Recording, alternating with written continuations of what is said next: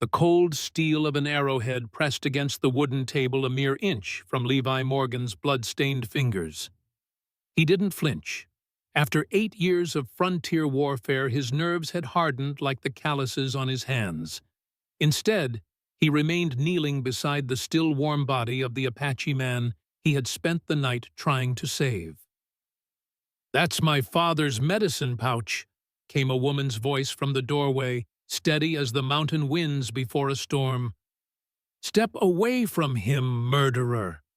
Moonlight spilled through the cabin's half-shuttered windows, illuminating the intruder. She stood with the practiced stillness of a predator, another arrow already nocked in her bow. High cheekbones, obsidian eyes that betrayed no fear, and long black hair adorned with small silver beads that caught the moonlight. Apache. Beautiful. Deadly. Levi slowly raised his hands, palms forward, making no sudden movements. Blood, her father's blood, was still drying under his fingernails. "If I wanted him dead," Levi said quietly, "I wouldn't have spent all night changing his bandages." The woman's gaze flicked to the blood-soaked rags piled beside a basin of rust-colored water. The bitter scent of willow bark and yarrow still hung in the air. Her bow remained steady, but doubt flickered across her face, like lightning on a distant horizon. "My name is Levi Morgan," he continued, voice even. "Your father arrived at my door last night already bleeding badly from a wound in his side. I did everything I could." "Nahele," she said, the name carrying both reverence and grief. His name was Nahele. Levi nodded slowly. "He tried to tell me something before he died. Something about a treaty, danger, a map." He gestured toward a piece of tanned hide on the table, careful to move slowly. He seemed desperate for me to understand. The woman, Nahele's daughter, lowered her bow just slightly, enough for Levi to breathe easier, but not enough to mistake for trust. "Why would my father seek help from a white man?" she asked, suspicion edging every word. "I've been asking myself the same question since he arrived." Levi answered honestly. Outside, the wind picked up, whistling through the pine trees surrounding the isolated cabin. A storm was brewing, both inside and out. The woman stepped fully into the cabin, closing the door behind her but keeping her distance and her weapon ready.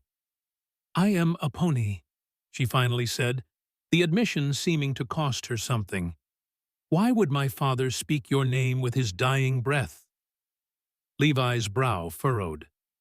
"He knew my name." "Find Levi Morgan," she quoted, her voice taking on the cadence of her father's. "The scout with honor. The one who sees both worlds." The words hit Levi like a physical blow.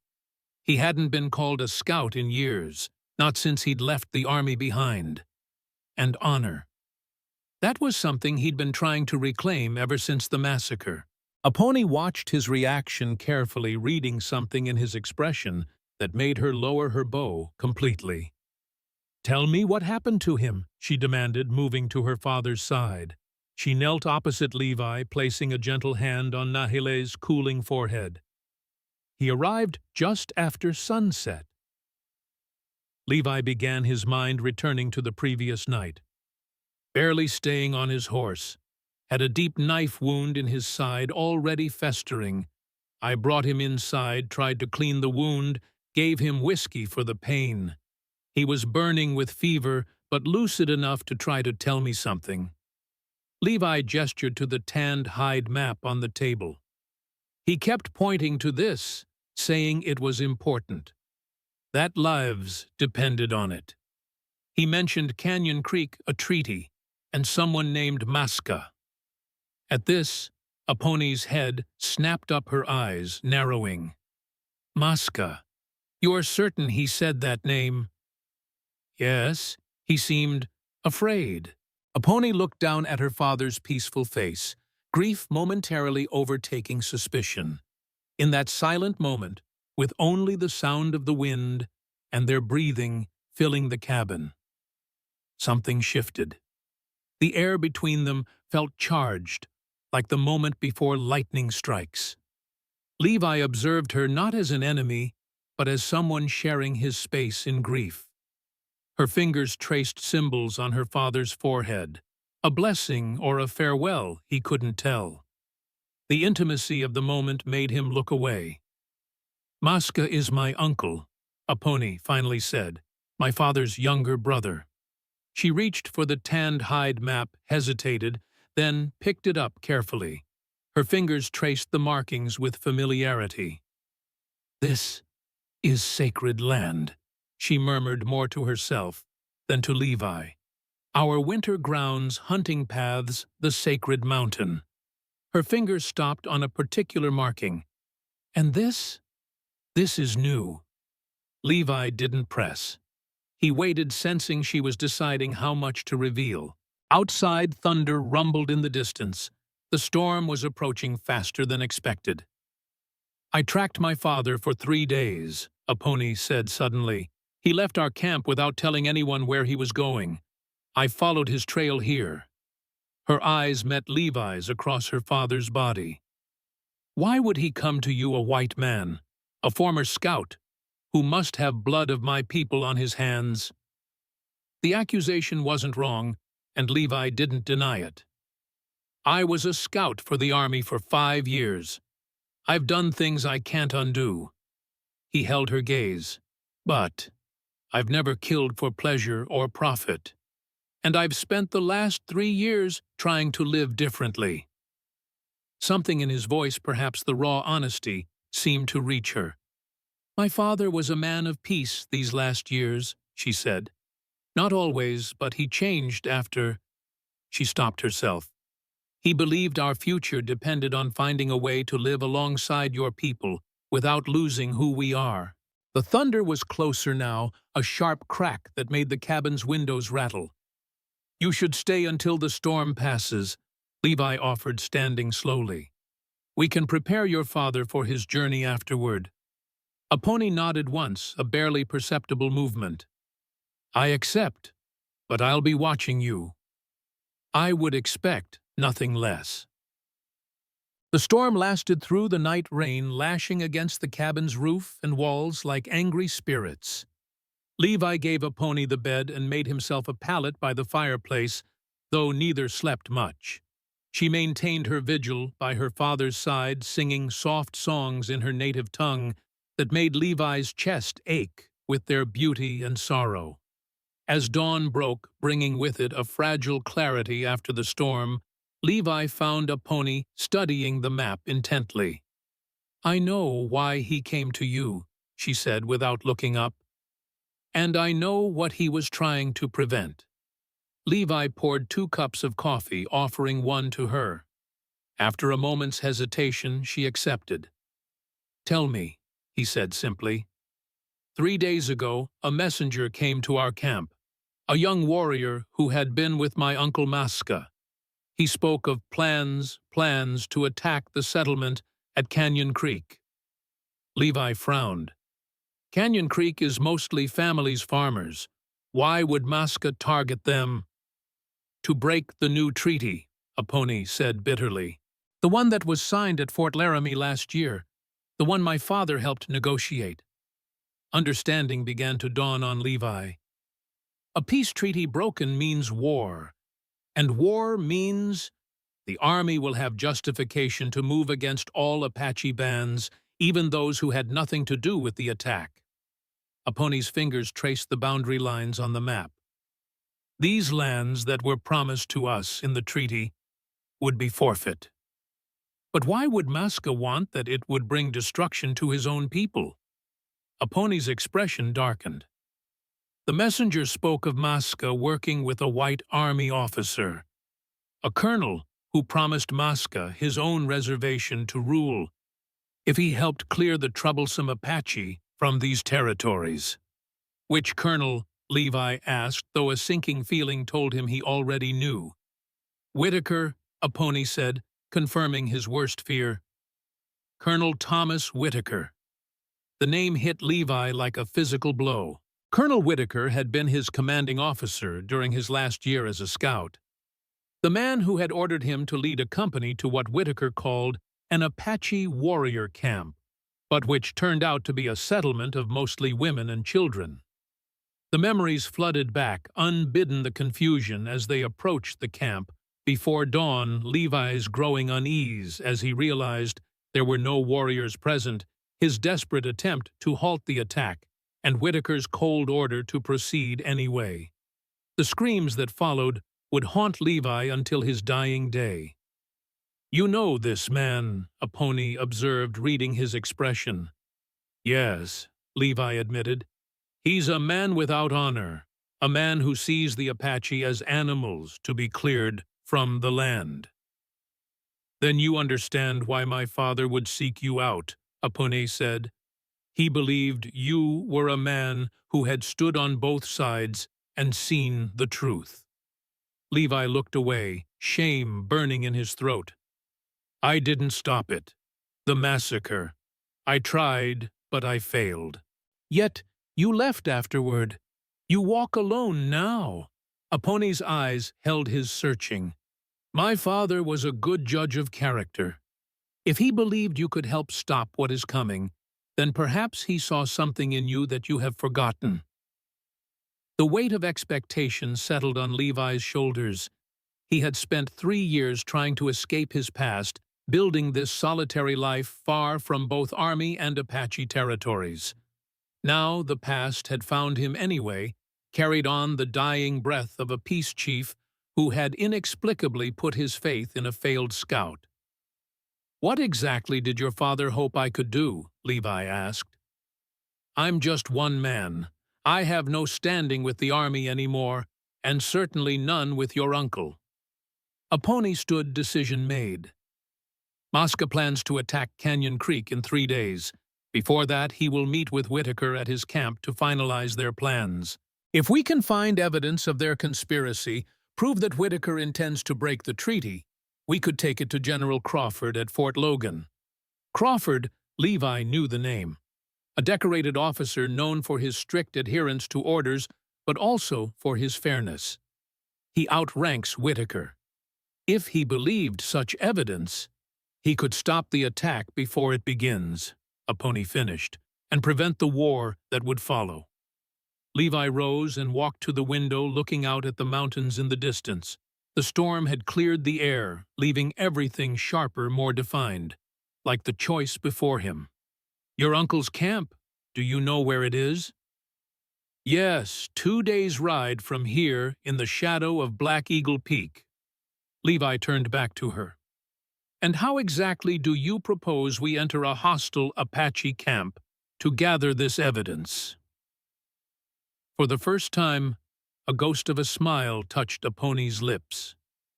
"You will enter as a trader with weapons to sell, and I—" Her expression hardened again. "I will be your captive." They buried Nahil at dawn the next day on a small hill overlooking the valley. Apache performed the rituals of her people, singing the songs that would guide her father's spirit to the next world. Levi stood back, respectful of her grief and traditions, his hat held in his hands. When it was done, Apache turned to him with dry eyes and a determined set to her jaw. "Now we prepare." The preparation was meticulous. Levi gathered weapons they could present as trade goods rifles and pistols, taken from bandits who had made the mistake of attacking his homestead over the years. Apache created the illusion of a captive, fashioning bindings that looked secure but could be slipped in an instant. "The rope must chafe my wrists," she insisted, when Levi suggested padding to prevent injury. "The marks must be believable." As they worked, Levi found himself studying her when she wasn't looking. There was a grace to her movements, an economy of effort that spoke of someone who had learned to survive in harsh conditions. But there was something else, too, a sadness that seemed to run deeper than even her father's recent death. That evening, as they sat by the fire planning their route, Levi finally asked the question that had been troubling him. "Why do you trust me? You found your father dead in my cabin. By all rights, you should want vengeance, not partnership." Aponi was silent for a long moment, staring into the flames. "I don't trust easily," she finally said. "But I trust my father's judgment. And I saw your hands, how they tried to save him." She looked up at him. "A man's hands tell his true story. Yours tried to heal, not harm." The simple assessment humbled Levi more than she could know. "Besides," she added, a hardness entering her voice, "I have nothing left to lose. My mother and sister died years ago in a raid. My father was all I had. If working with you gives me a chance to prevent more death, Apache and white alike, then I will take that chance." Levi nodded, understanding all too well the weight of lost family. "We leave at first light, then." The journey began in tense silence. Levi rode his dun gelding while Aponi walked alongside her, hands bound before her with rope that looked convincing, but would release with a single tug. It was the only way they could travel through disputed territory without drawing fire from both sides.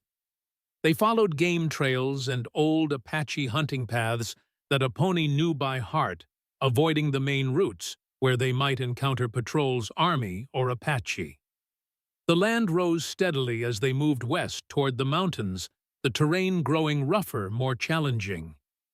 By midday, the sun beat down mercilessly. Levi called a halt in a small grove of cottonwoods beside a creek.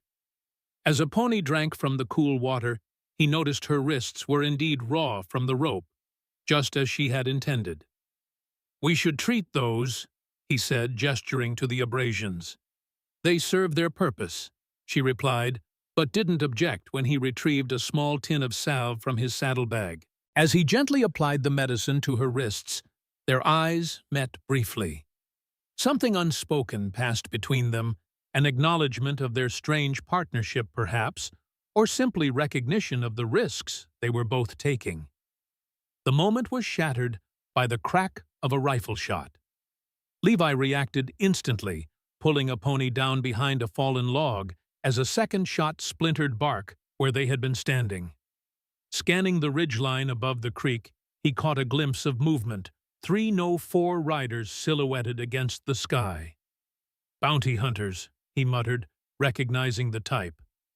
Men who made their living tracking down deserters, escaped prisoners, and occasionally Apache who had left their reservations. "Or hired guns?" "Whitaker?" Aponi asked, already freeing her hands from the binding. "Possibly, if he knows your father was trying to expose him." Levi didn't finish the thought. He didn't need to. Another shot kicked up dirt near their position. The hunters were getting their range. "We need to move," Levi said, assessing their options. The creek offered their best route, though it would mean getting wet. "Follow the water downstream. The bend will give us cover. I'll create a diversion." Aponi nodded, already moving in a low crouch toward the creek. Levi waited until she was safely in the water before standing up suddenly and firing 3 rapid shots toward the ridgeline. The hunters ducked for cover, giving him the moment he needed to sprint to his horse. Instead of following Aponi, however, he mounted and rode in the opposite direction, making himself a clear target. The ruse worked. The hunters turned their attention to him exactly as he'd hoped. Levi pushed his horse hard, drawing the hunters away from the creek and into a narrow canyon. He knew these lands well, had hunted them for 3 years. The hunters did not. When he reached the canyon's narrowest point, he dismounted quickly, slapping his horse's flank to send it continuing down the path. Then he scrambled up the steep canyon wall, finding a natural shelf about 15 feet up. The hunters appeared moments later, following the dust trail of his horse. As they passed beneath him, Levi took careful aim at the last rider. 1 shot, and the man tumbled from his saddle. With a cry of surprise, more than pain, Levi had aimed for the shoulder, not to kill. The others wheeled around in confusion, searching for the source of the shot. Levi fired again, catching another hunter in the leg. The remaining two finally spotted him on his perch and opened fire, forcing him to press against the canyon wall as bullets ricocheted around him. In the chaos, Levi didn't see the fourth hunter circle back around the canyon. He only realized his mistake when he heard the man's voice from above him. "Drop the gun, Scout." Levi looked up to see a grizzled man with a scar running from eye to jaw, aiming a rifle directly at his head. Slowly, Levi placed his weapon on the ledge. "Been tracking you for 2 days," the scarred man said. "Didn't expect you to have Apache company, though. Where's the woman?" "What woman?" Levi replied, playing for time, mind racing for a way out. The hunter snorted. "Colonel Whitaker pays well for information, and for problems that disappear." He adjusted his aim. "Nothing personal." The arrow that pierced the hunter's throat seemed to materialize from nowhere.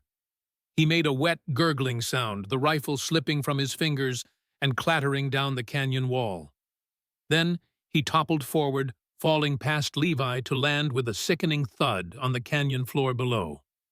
A pony stood on the opposite rim, already knocking another arrow.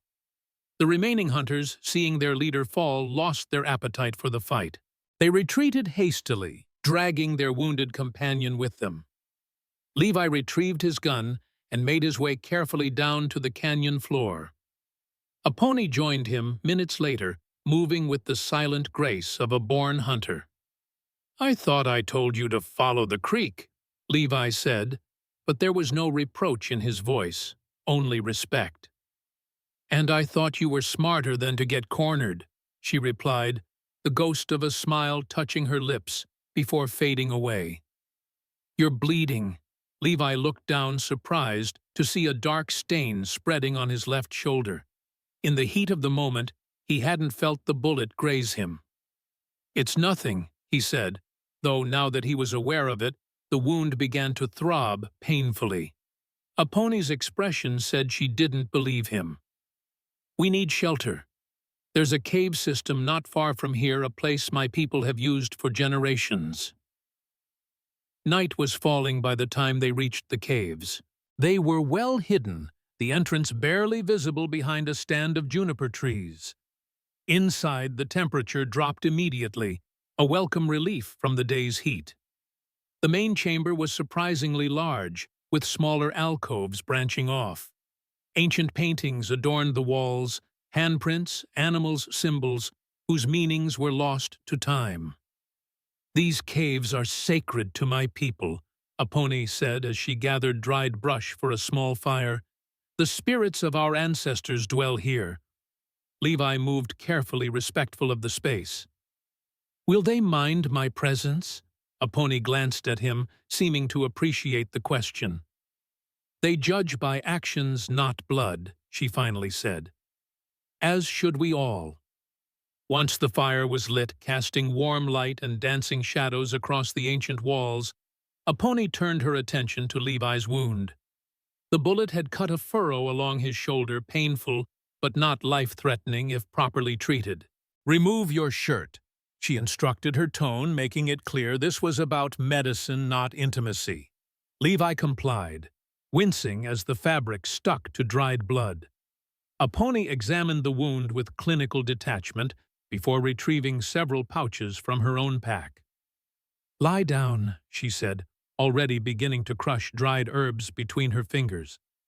"This will hurt, but it will prevent the hot sickness." As she worked mixing herbs with water to create a poultice, Levi studied her face in the firelight. Concentration had smoothed away the ever-present grief, and wariness revealing a beauty that went beyond her striking features.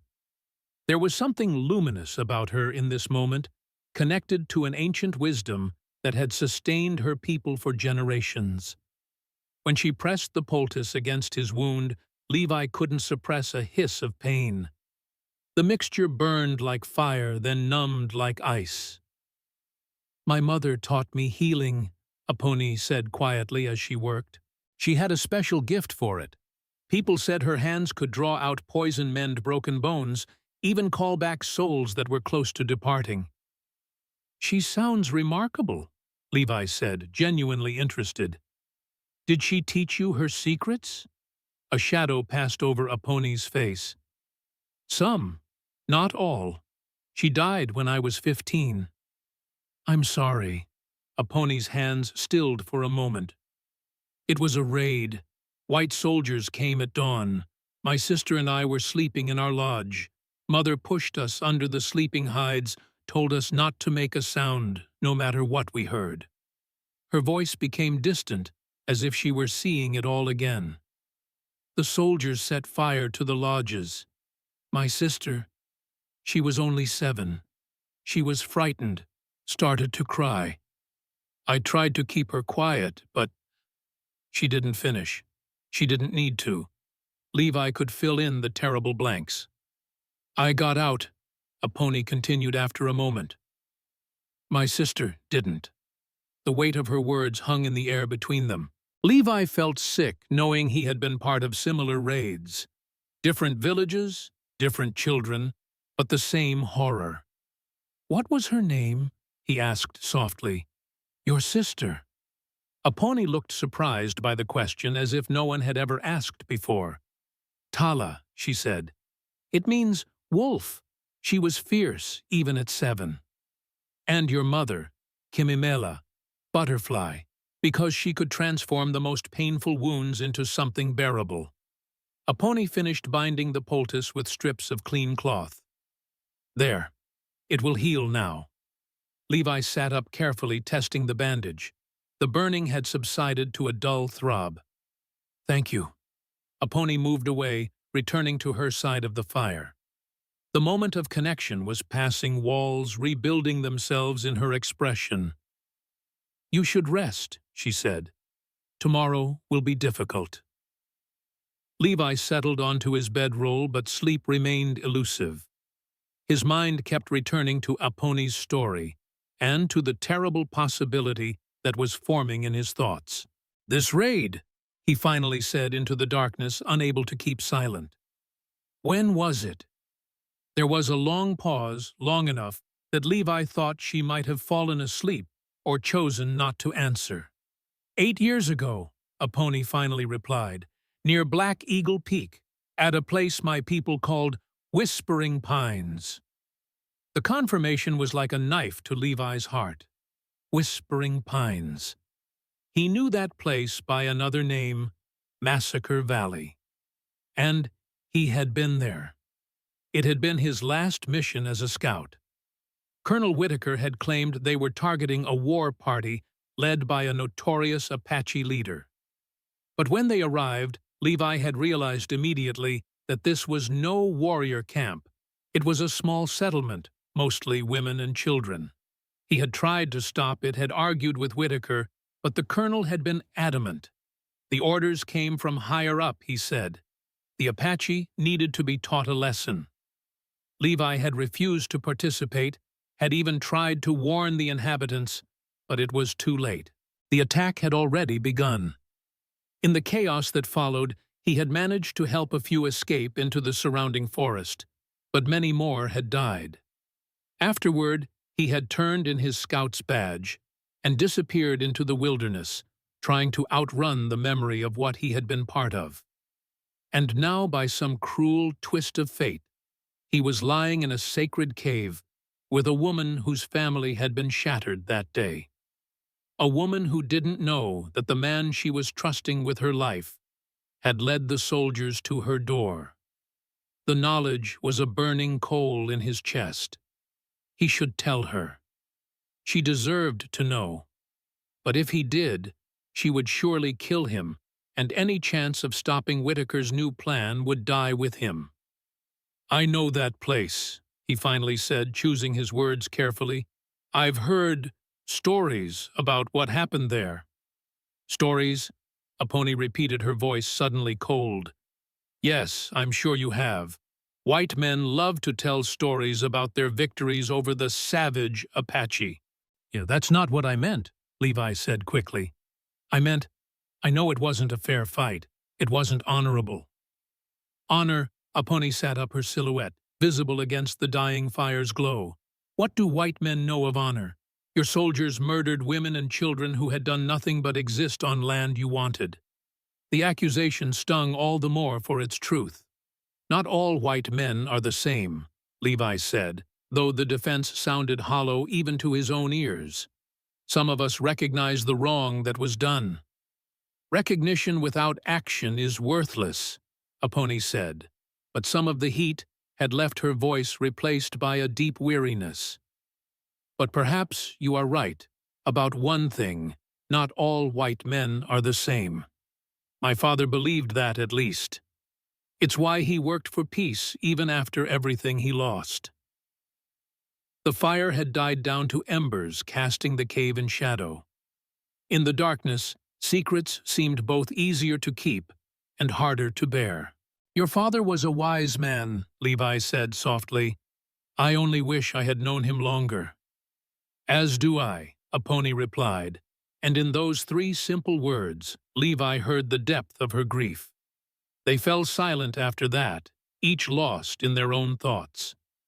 Eventually, Levi heard Apache's breathing deepen into sleep. His own remained elusive, chased away by memories and the knowledge of the terrible secret he was keeping. Dawn broke clear and cold sunlight filtering through the juniper trees outside the cave entrance. Apache was already awake, checking her arrows and the knife at her belt. She had replaced the rope around her wrists, ready to resume the role of captive. Levi's shoulder ached, but the wound was clean and already beginning to heal. Whatever Apache had used in her medicine had worked remarkably well. How far to your uncle's camp? He asked as they prepared to leave. We'll reach it by nightfall if we push hard, Apache replied. But we should approach carefully. Maska will have sentries posted. They set out at a steady pace, Levi on his horse and Apache walking beside just as before.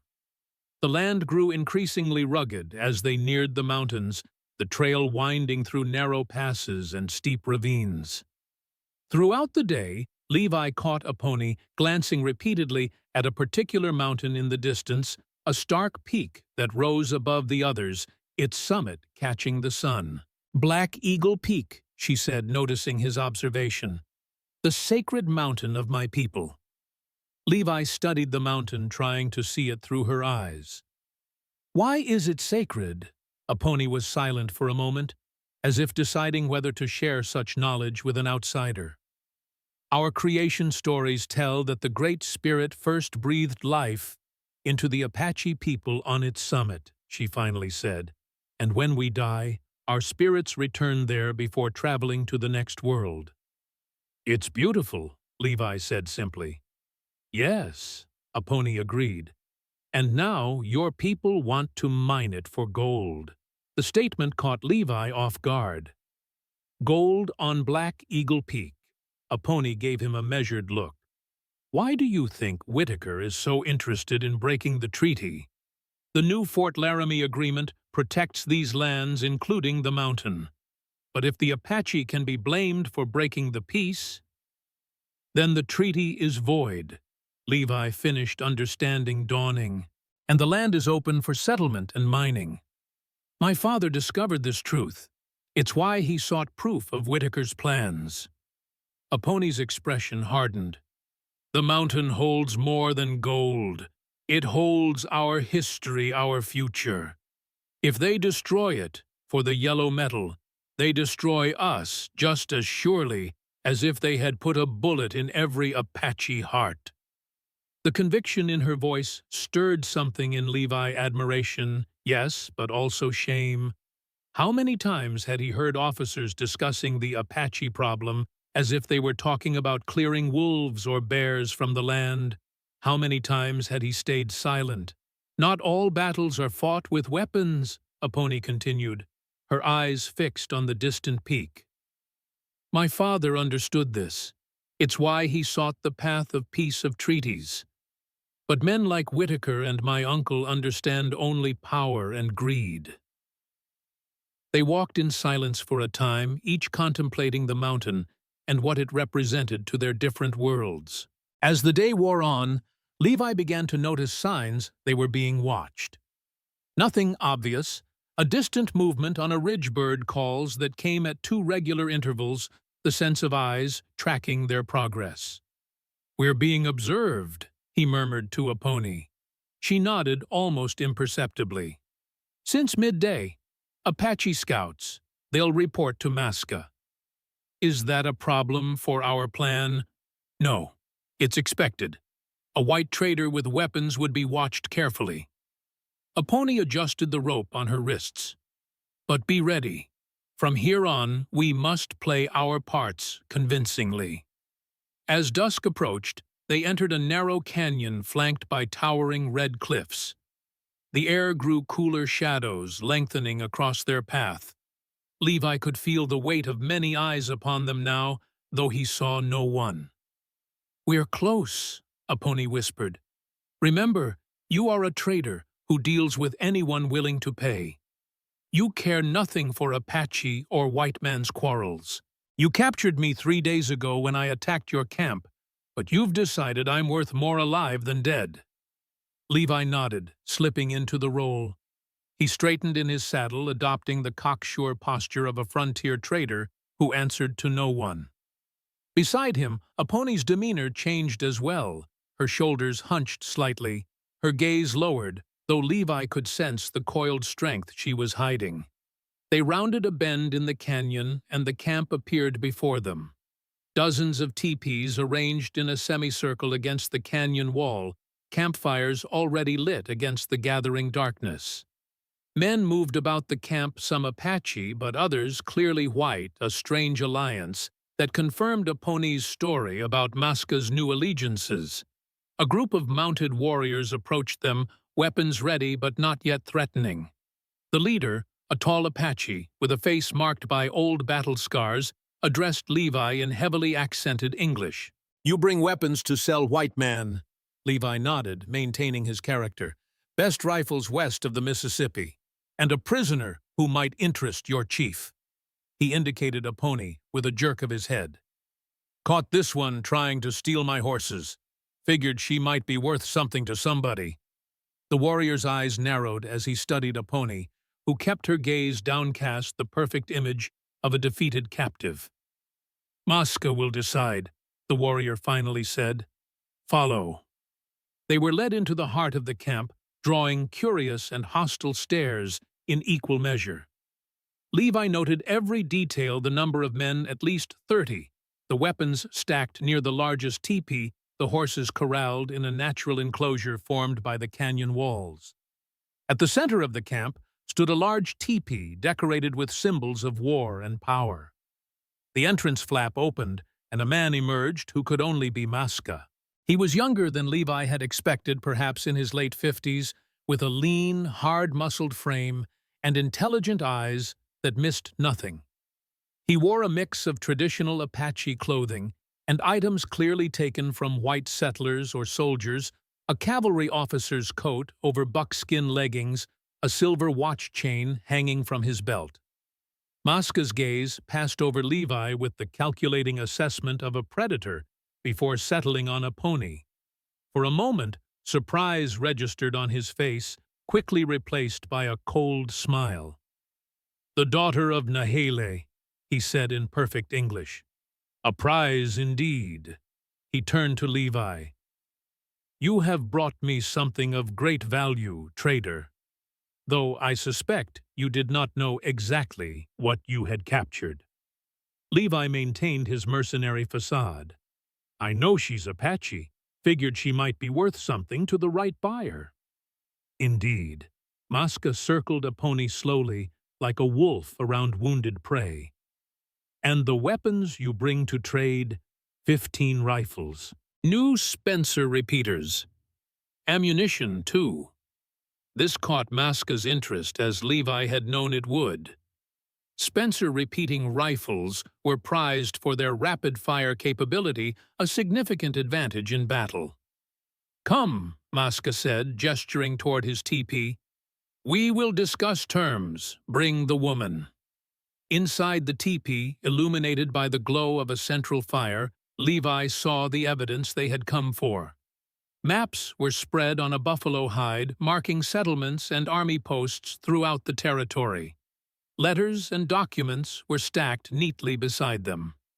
And most damning of all, a uniform jacket with colonel's insignia hanging from a support pole, Whitaker's without a doubt.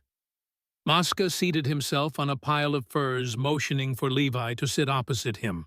Two warriors remained standing by the entrance, watchful.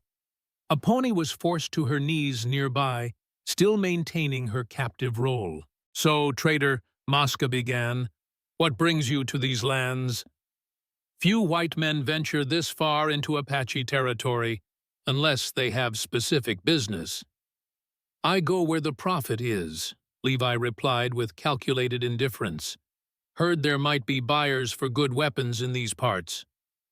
"And how did you hear this?" Levi shrugged. "Whiskey loosens tongues. Army sergeant in a saloon in Denver mentioned trouble brewing with the Apache. Figured someone would need guns." Masca studied him, searching for deception. Levi met his gaze, steadily projecting the amoral confidence of a man who cared only for profit. "You choose interesting times to appear," Masca finally said. "And with my niece in tow. A remarkable coincidence." "Your niece?" Levi feigned surprise, looking at a pony. "Well, that explains why she fought so hard. Apache blood runs hot, they say." Masca's lip curled in what might have been amusement or contempt. "Indeed it does. Hot enough to burn those who underestimate it." He poured 2 cups of a strong-smelling liquor, offering one to Levi. "To profitable partnerships." Levi accepted the cup, taking a small sip. The liquid burned like fire. "To profit," he agreed. Masca turned his attention to a pony. "And you, niece, what tale do you tell of your capture? Does the trader speak true?" A pony kept her eyes lowered, her voice subdued but laced with controlled hatred. "He surprised me. I was careless." "Careless indeed," Masca said, "just like your father." At this, a pony's head snapped up, her composure cracking. "What do you know of my father?" Masca smiled a predator's smile. "Only that he is dead. Word travels fast, even to these remote places." He leaned closer to her. "Did he suffer? I wonder, did he speak before the end?" Levi could see the tremendous effort it took for a pony to maintain her cover. Her hands, bound before her, had clenched into fists so tight that her knuckles were white. "He said nothing," she replied through gritted teeth. "A pity," Masca said, though his tone suggested he didn't believe her. "My brother always had so much to say, especially about peace with the white man." He spat the last words with contempt. Turning back to Levi, Masca's demeanor shifted to businesslike efficiency. "Your weapons interest me, trader, but I must verify their quality. In the morning, you will demonstrate these Spencer rifles for me." "Fair enough," Levi agreed. "And my payment?" Masca gestured to a chest in the corner of the teepee. "Gold dust and nuggets.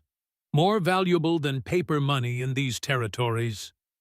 The confirmation of gold sent a chill through Levi. So a pony had been right. This was about mining Black Eagle Peak. "You'll stay as my guest tonight," Masca continued. "My men will see to your horse and your goods." His gaze shifted to a pony. "As for my niece, she and I have much to discuss. Family matters." Levi felt a spike of alarm. If they separated him from a pony, their plan would be in jeopardy. More than that, he feared what Masca might do to her once they were alone. "The woman stays with me," Levi said, injecting authority into his voice. "She's my prisoner until I'm paid." Masca's eyes narrowed dangerously. "You dictate terms in my camp, trader." Levi didn't back down. "I protect my investments. No offense meant, but I've yet to see the color of your gold. Until then, what's mine stays with me." For a tense moment, Levi thought he had overplayed his hand. Maska's expression darkened, and the warriors by the entrance shifted their stance, hands moving to weapons. Then, unexpectedly, Maska laughed. "You have courage, traitor. Or perhaps just the foolishness that comes with ignorance of who you're dealing with." He waved a dismissive hand. "Keep your prize for tonight. Tomorrow, after our business is concluded, we will revisit the matter." Levi nodded, not trusting himself to speak. The reprieve was temporary, but it would give them the night to find the evidence they needed and plan their escape. They were escorted to a smaller teepee on the edge of the camp. Guards were posted outside for their protection, Maska claimed, though the real purpose was clearly to keep them contained. Inside, once they were alone, Apache immediately slipped her bonds and moved close to Levi, speaking in a whisper. "The maps in his teepee, did you see them?" Levi nodded. "Attack plans for Canyon Creek, and the colonel's jacket. We need those documents. They prove the conspiracy. The teepee is guarded, and even if we get them, we'd still need to escape the camp." Apache's expression was grim. "There's more. When we entered the camp, I saw prisoners, white settlers, women and children. I think they're to be used in the attack to make it seem more brutal, ensure the response will be equally so." This news hit Levi hard. The stakes were even higher than they had realized. "We need a distraction," he said, mind racing. "Something big enough to draw attention away from Maska's teepee and the prisoner area." Apache was silent for a moment, thinking. "The horse corral," she finally said. "If the horses were set free, everyone would rush to recapture them. No warrior can afford to lose his horse." It was a good plan, but still risky. "How do we get past our guards?"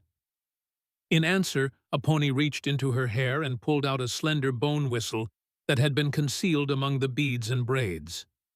"This was my father's. It mimics the call of a hunting eagle. If we're fortunate, there's someone in this camp who will recognize it as Nahele's signal and come to investigate. And if we're not fortunate," Apache's expression was resolute, "then we improvise." As night deepened, the camp grew quieter. Fires burned low and most of the warriors retired to their teepees. Only the guards remained active, patrolling the perimeter. Levi and Apache waited until the moon was high before making their move. Apache slipped to the rear of their teepee and, finding a spot where she could put her mouth close to the hide covering, blew softly on the whistle. The sound that emerged was hauntingly similar to an eagle's cry, so authentic that Levi would have been fooled had he not seen her produce it. They waited tense, listening for any response. Minutes passed. Apache was about to try again when they heard a soft scratching at the back of the teepee. Apache made the call once more very quietly, and the scratching became more insistent. Carefully, she pulled back the hide covering to reveal a face Levi didn't recognize, an Apache man in his 40s, with intense eyes and the weathered features of someone who spent his life in the open. "Kemi," Apache whispered, clearly relieved. The man's eyes widened in recognition. "Daughter of Nahele," he replied in the same hushed tone. "I thought I saw you brought in." "What are you doing here?" "Completing my father's mission," she said. "This man is helping me." She indicated Levi, who nodded in greeting. Kime cast a suspicious glance at Levi before turning back to Apache. "Your father, is it true he is gone?" "Yes," Apache confirmed, grief briefly shadowing her face. "But he left instructions. We need to get into Maska's teepee. There are documents there that prove he's working with a white colonel to break the treaty." Kame didn't seem surprised by this news. "Many of us have suspected Maska's new alliance would bring only destruction. That is why I followed you from your father's cabin." This revelation startled both Levi and Apache. "You've been tracking us?" Levi asked. "Since you left the burial site," Kime confirmed. "Nahele was my chief and my friend. I swore to protect his daughter if anything happened to him. Then you know about the bounty hunters, Apache said. Kame nodded grimly. Whitaker's men. I would have intervened if you hadn't handled them so effectively yourselves. We need your help now, Apache said, getting back to the urgent matter at hand. The camp, the guards. I understand, Kame interrupted. Wait for my signal. When it comes, move quickly to Maska's teepee. Take what you need, then head for the eastern rim of the canyon. I will meet you there. Before they could ask what the signal would be, Kame had disappeared into the darkness. Can he be trusted? Levi asked. With my life, Apache replied without hesitation. He was my father's most loyal friend. They didn't have to wait long for Kame's signal. Within 20 minutes, shouts of alarm rose from the far side of the camp. Levi peered through a small opening in their teepee to see warriors running toward the horse corral where the animals were in a panic, breaking free of their enclosure. Now, he said, and they slipped out the back of their teepee. The camp was in chaos, with most of the attention focused on the stampeding horses. Levi and Apache moved swiftly through the shadows, avoiding the few warriors who weren't occupied with the horses. They reached Maska's teepee without incident. The guards who had been posted there had joined the effort to recapture the valuable mounts, leaving the entrance temporarily unattended. Inside, they worked quickly. Apache gathered the maps and documents, while Levi searched for anything else that might prove useful. He found a leather-bound journal hidden beneath Maska's sleeping furs, a diary of sorts filled with entries detailing meetings with Whitaker and plans for the attack on Canyon Creek. This is it, Levi whispered, showing Apache a particular entry that explicitly mentioned the gold mine on Black Eagle Peak as Maska's reward for cooperation. Apache's expression hardened as she read the words. He would sell our sacred mountain for power. We have what we need, Levi said, tucking the journal into his coat. Let's go. They had almost reached the entrance when the teepee flap was thrown back, revealing Maska himself. For a moment, all three froze in surprise. Then Maska's face contorted with rage. Traitors! He snarled, reaching for the knife at his belt. Levi reacted instantly, throwing the only weapon at hand, a cup of whiskey, directly into Maska's face. The alcohol stung the war chief's eyes, momentarily blinding him. Levi followed with a hard shove that sent Maska stumbling backward. Run! He shouted to Apache, and they burst from the teepee into the night. The alarm was raised immediately. Warriors who had been chasing horses now turned their attention to the escaping prisoners. Arrows and bullets cut through the air around them as they ran for the eastern rim of the canyon. The path was steep and treacherous in the darkness. Levi's lungs burned with the effort, his wounded shoulder throbbing in protest. Beside him, Apache moved with the sure-footed grace of someone who knew these lands intimately. They were halfway up the canyon wall when a bullet kicked up rock fragments near Levi's hand. He looked back to see Maska himself leading the pursuit rifle raised for another shot. Before he could fire, an arrow struck the ground at his feet, a warning shot from above. Kame was covering their escape from a vantage point on the rim. With this protection, they made it to the top of the canyon. Kame was waiting with 3 horses, Levi's dun gelding, and 2 Apache ponies. Quickly, Kame urged, already mounting. They'll find another way up the rim soon. They rode hard through the night, following game trails only Kame and Apache could see in the darkness.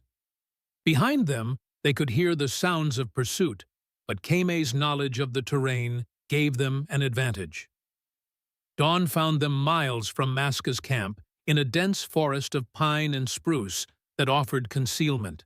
They paused to rest the horses and assess their situation. Maska will not give up easily, Kame said as they shared a meager breakfast of dried meat and berries. He knows what those documents mean. How far to Fort Logan?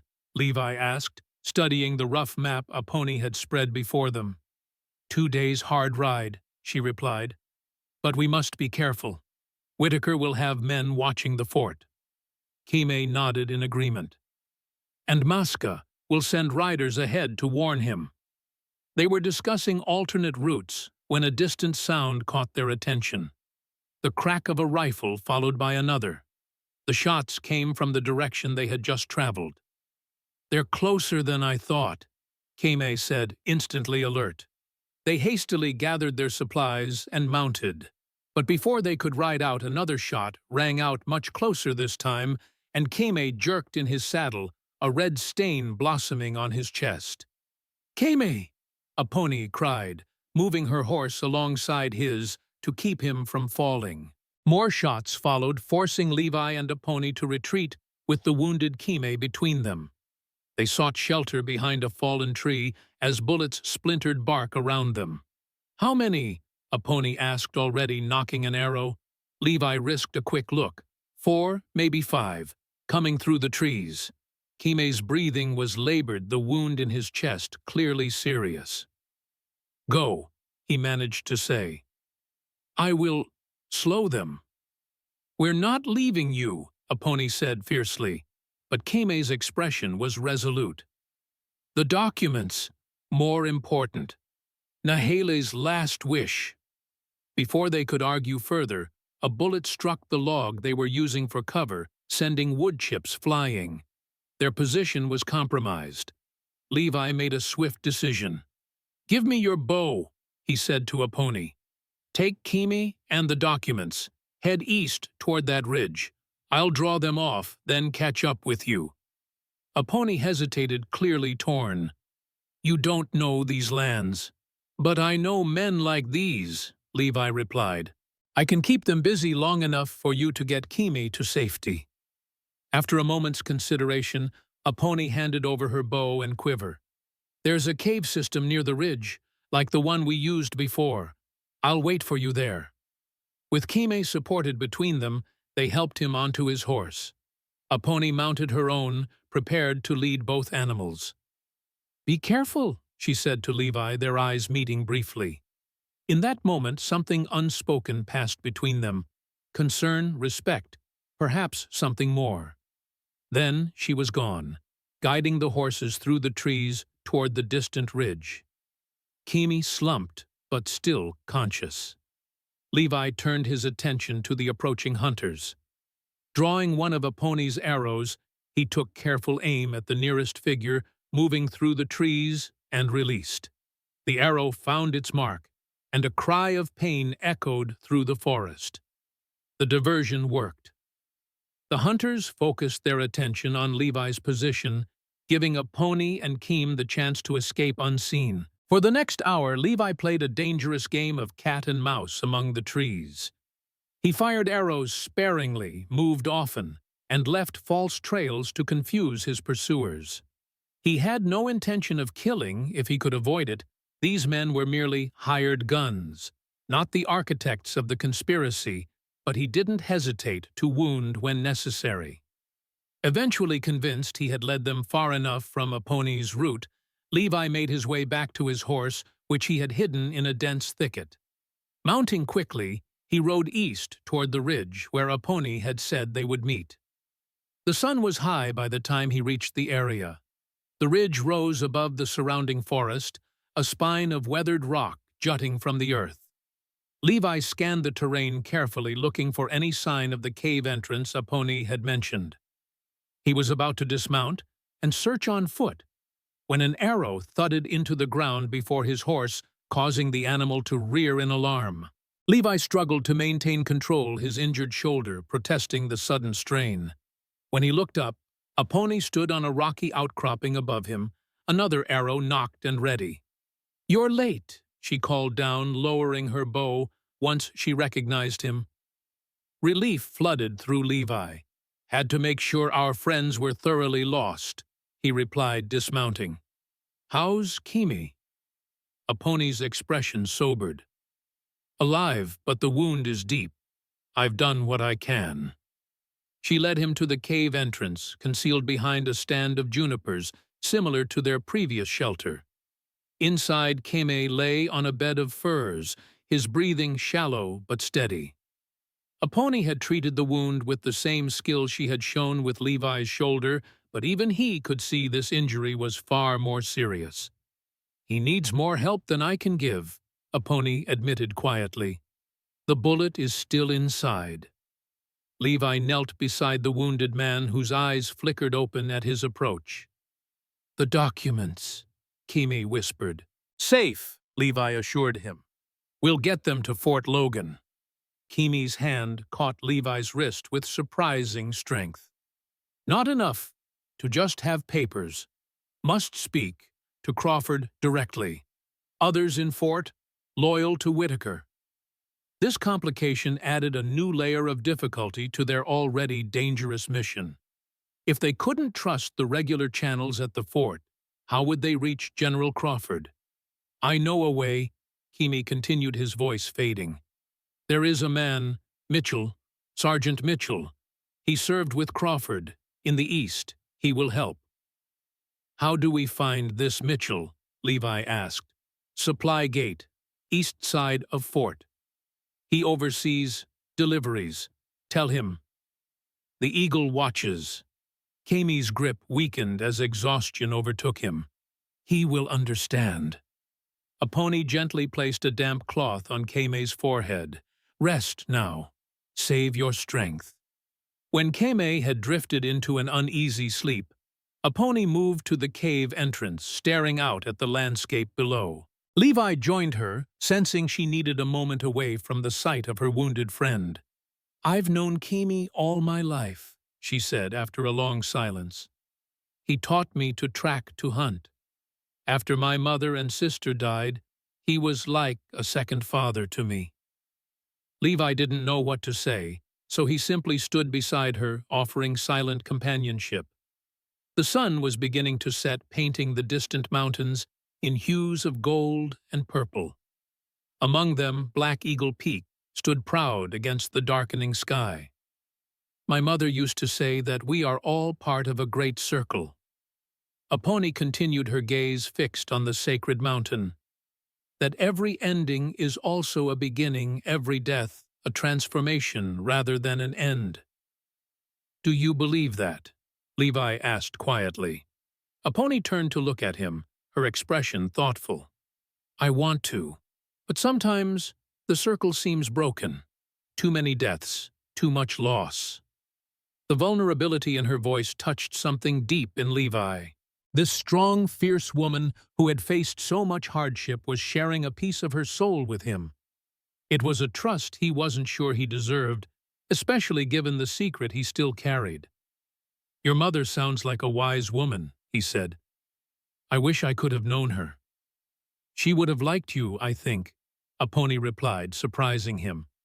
"Despite everything, she always said we should judge people by their actions, not their blood." A ghost of a smile touched her lips.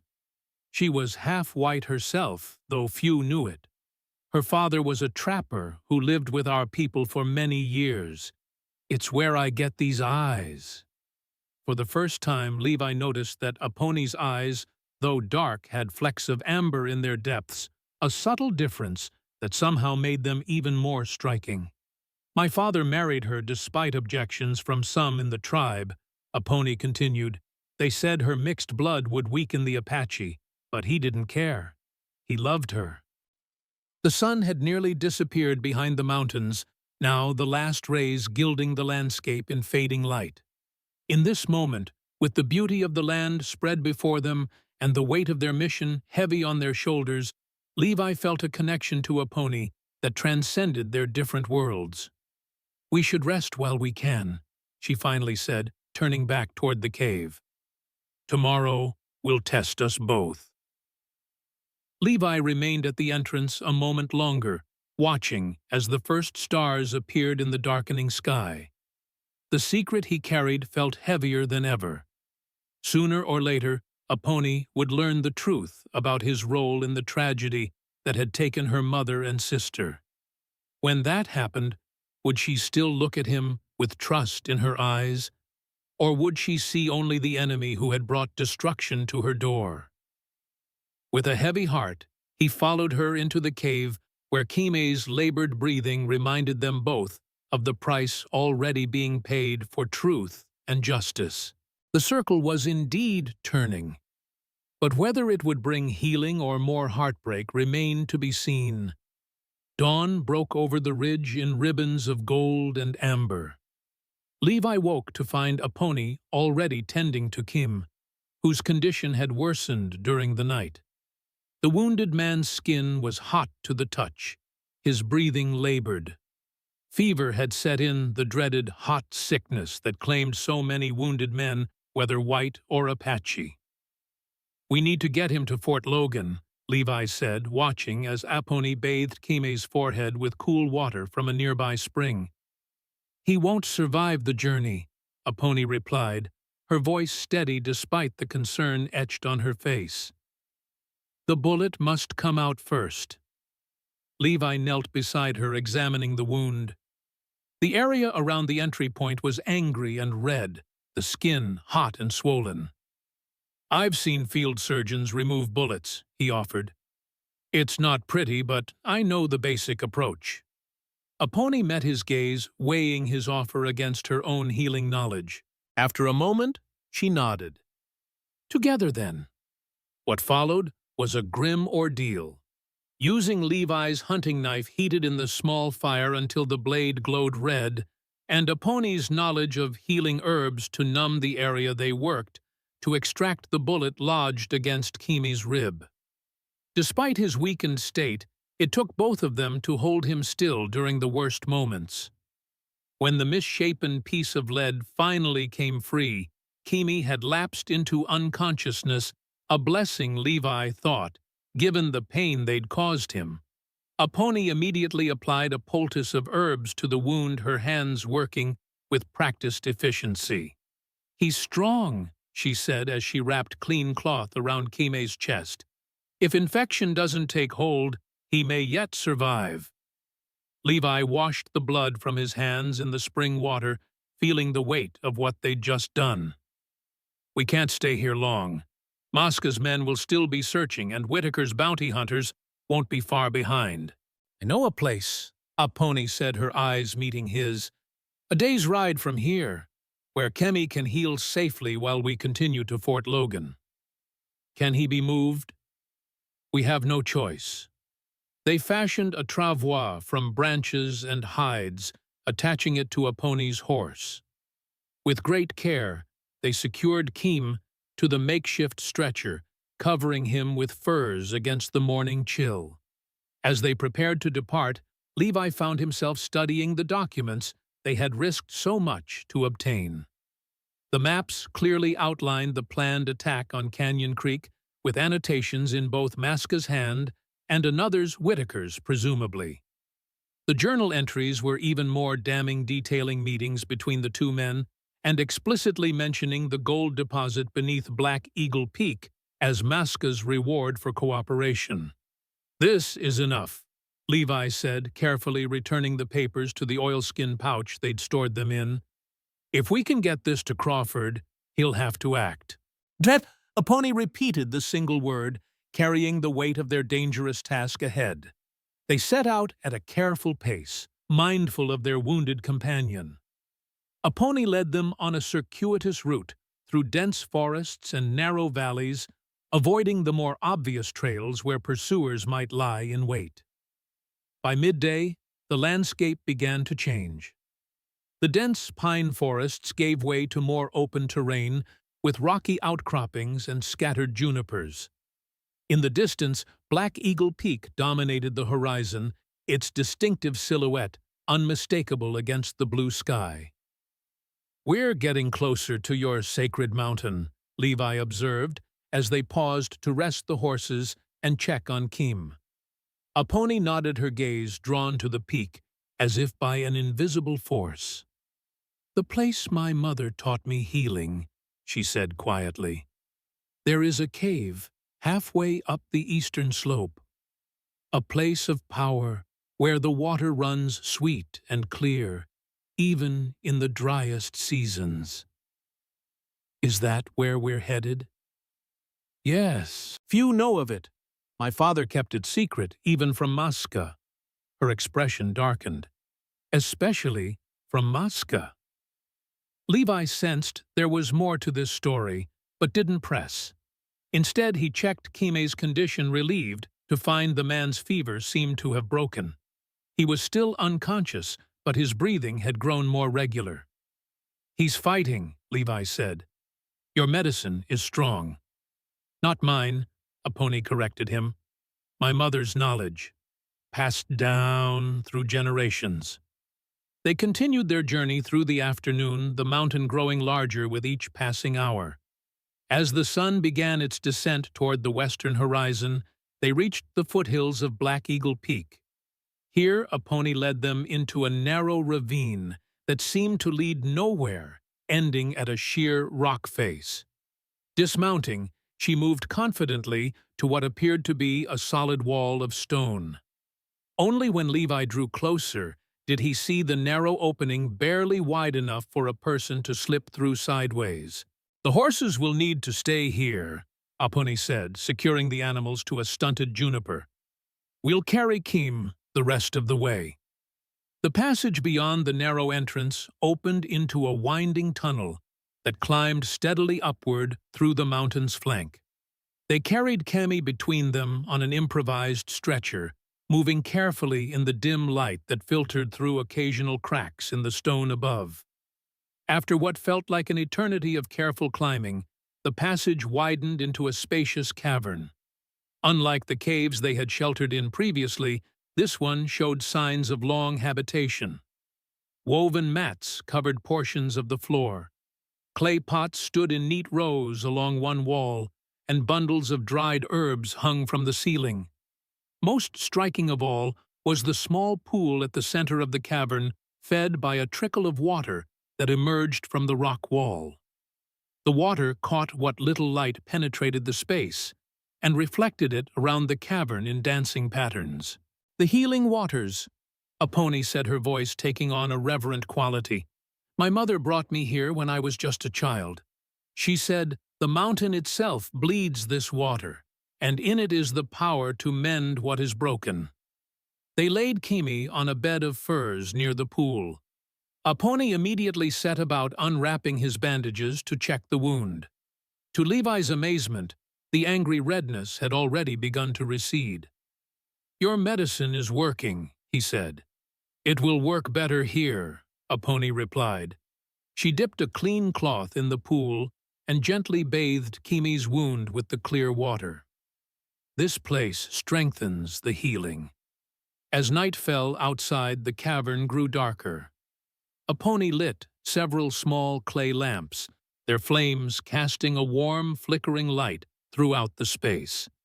The effect was almost magical, transforming the rough stone walls into a canvas of shifting shadows and light. For the first time in days, Levi felt they might be truly safe, at least for a while. The hidden entrance, the remote location, it would take extraordinary tracking skills to find them here. With Kim resting comfortably, they shared a simple meal of dried meat, wild berries, and flat bread that Apache found stored in one of the clay pots.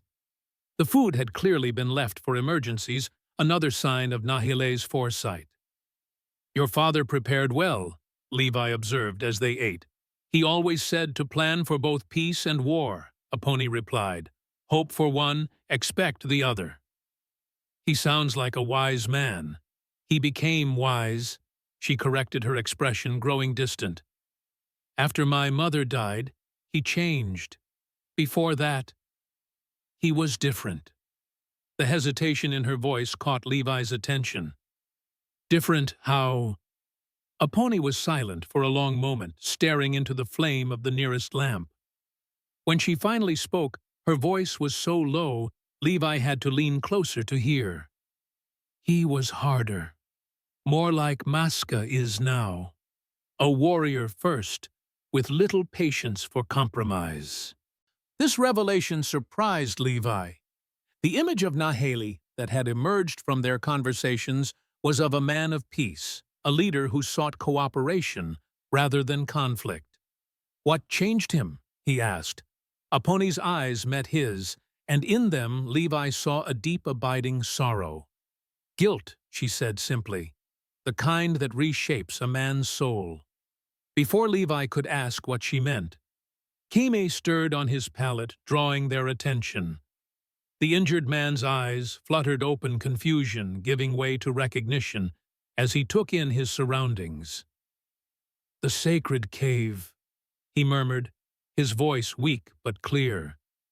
"How did we—" "Save your strength," Apache said, moving to his side. "You've been badly wounded." Kemi's hand found hers, squeezing with surprising strength. "The documents, safe," she assured him. "We'll take them to Fort Logan as soon as you're strong enough to be left alone." "No." Kime shook his head weakly. "No delay. Canyon Creek. 3 days. Maybe less now." The urgency in his voice was unmistakable. Levi and Apache exchanged a glance, both realizing the same thing: they couldn't afford to wait for Kime to recover fully. "I'll stay with him," Apache said, decision made. "You take the documents to Fort Logan. Find Sergeant Mitchell." "No," Levi replied immediately. "We stay together. Splitting up is too dangerous." "More dangerous to delay," she countered. "And you'll need me at the fort. Mitchell won't trust a white man alone with this story." "And what about Maska's men, or Whitaker's bounty hunters? If they find this place while I'm gone?" "No one will find it," Apache said with quiet confidence. "And I can defend myself and Kim if needed." Levi wanted to argue further, but the logic of her plan was undeniable. Every hour they delayed put the people of Canyon Creek in greater danger, and yet the thought of leaving Apache behind troubled him more than he cared to admit. "One day," he finally said, "I'll rest tonight, leave at first light, and ride hard for Fort Logan. With luck, I can be there by nightfall tomorrow, find Mitchell, and return the following day." Apache nodded, accepting the compromise. "Take the bay horse. He's fastest." Their plans settled, they turned their attention back to Kim, who had drifted into a more peaceful sleep. The immediate crisis of his wound seemed to have passed, but he was still weak, in no condition to travel. As the night deepened, Levi found himself unable to sleep despite his exhaustion. His mind kept returning to Apache's words about her father's transformation, about guilt reshaping a man's soul. It was a feeling he understood all too well. He watched her across the cavern where she sat cross-legged beside Kimi, singing softly in her native tongue. The melody was haunting a lullaby, perhaps, or a healing chant. In the gentle glow of the lamps, with her guard lowered in this moment of relative safety, she looked both younger and somehow more ancient, connected to a lineage of strong women stretching back countless generations. The sight stirred something in Levi's chest, an ache that had nothing to do with his healing wound. How long had it been since he'd allowed himself to care this deeply about another person's fate? Not since leaving the army, certainly. Perhaps not since losing his sister to fever years before that. And yet, here he was, preparing to ride into danger once more, not for money or duty, but for a cause he believed in, and for a woman who would surely hate him if she knew the full truth of his past. The weight of his secret felt heavier than ever. The right thing, the honorable thing would be to tell Apache the truth before he left, to confess his role in the tragedy that had shaped her life. But would such a confession serve any purpose beyond easing his own conscience? Or would it only destroy the fragile trust they had built, jeopardizing their mission when success was more critical than ever? Troubled by these thoughts, Levi finally drifted into an uneasy sleep, haunted by dreams of burning lodges and a young girl's cry, silenced too soon. He woke before dawn to find Apache already preparing for his departure. She had packed food for his journey, checked and rechecked the documents they had stolen from Maska's tent, and prepared the bay horse with a lighter saddle for speed. "The fastest route to Fort Logan is along Medicine Creek," she told him as they shared a simple breakfast. Follow it east until you reach the Settlers' Road, then north. The fort lies in the shadow of 3 small hills. You'll see them from a distance." Levi nodded, committing the directions to memory. "And when I reach the fort?" "The supply gate on the eastern wall, as Kime said. Ask for Sergeant Mitchell. Tell him the Eagle watches. He'll understand." "And if he doesn't?" Aponi's expression grew serious. "Then trust no one. Get word directly to General Crawford, whatever it takes." The gravity of the mission settled over them like a physical weight. So much depended on Levi's success, not just their own lives, but those of countless innocent people, both settler and Apache. As he prepared to leave, Levi found himself lingering, reluctant to part. There were things he wanted to say, truths he needed to confess, but the words stuck in his throat. Aponi seemed to sense his unease. "What troubles you?" she asked, her dark eyes searching his face. "There's something you should know," Levi began the confession, hovering on his lips. "Something about me, about my past." But before he could continue, Keme called weakly from his pallet. "Aponi, water?" The moment was lost. Aponi moved immediately to Keme's side, helping him drink from a clay cup filled with the spring water. By the time she returned, Levi had mastered himself once more, the confession buried beneath the more pressing concerns of their mission. "Be careful," she said as he mounted the bay horse. "Maska's scouts will be watching the trails." "I'll return as soon as I can," Levi promised. 3 days at most." Aponi nodded, her expression revealing nothing of her thoughts. "May the spirits guide your path." With a final nod, Levi turned the horse and rode out of the hidden valley, the weight of their mission and his unspoken confession heavy on his shoulders. The journey to Fort Logan was more difficult than Levi had anticipated. Though he followed Aponi's directions, precisely avoiding the main trails where possible, he encountered several obstacles that slowed his progress. First came a washed-out section of the creek path, forcing a lengthy detour through rougher terrain. Then, near midday, he spotted a group of riders in the distance, Apache scouts, judging by their riding style. He was forced to hide in a dense thicket for over an hour, until they passed precious time lost. By late afternoon, when he should have been nearing the Settlers' Road, he was still deep in unfamiliar territory. The sun was beginning its descent toward the western horizon, and Levi realized he would not reach Fort Logan before nightfall as planned. Pushing on as darkness fell, he finally found the road, but decided against traveling it at night. Too easy to be spotted, too difficult to see danger approaching. Instead, he made a cold camp in a small copse of trees, 100 yards from the road, allowing both himself and the horse a few hours' rest. He was on the move again before dawn, riding north along the road with a growing sense of urgency. Every hour lost was an hour closer to the attack on Canyon Creek. Fort Logan appeared on the horizon mid-morning, just as Aponi had described it, a wooden palisade nestled at the base of 3 small hills. The American flag flew above its eastern gate, snapping in the breeze like a declaration. Levi approached cautiously, aware that while the fort represented their best hope for stopping the impending attack, it could also be a deadly trap if Whitaker had been warned of their coming. He kept the documents hidden inside his coat, ready to flee at the first sign of trouble. As he neared the eastern gate, the supply entrance Keem had mentioned, Levi adopted the casual posture of a trader, someone with legitimate business at the fort. The 2 sentries watched his approach with the bored vigilance of men who had pulled this duty many times before.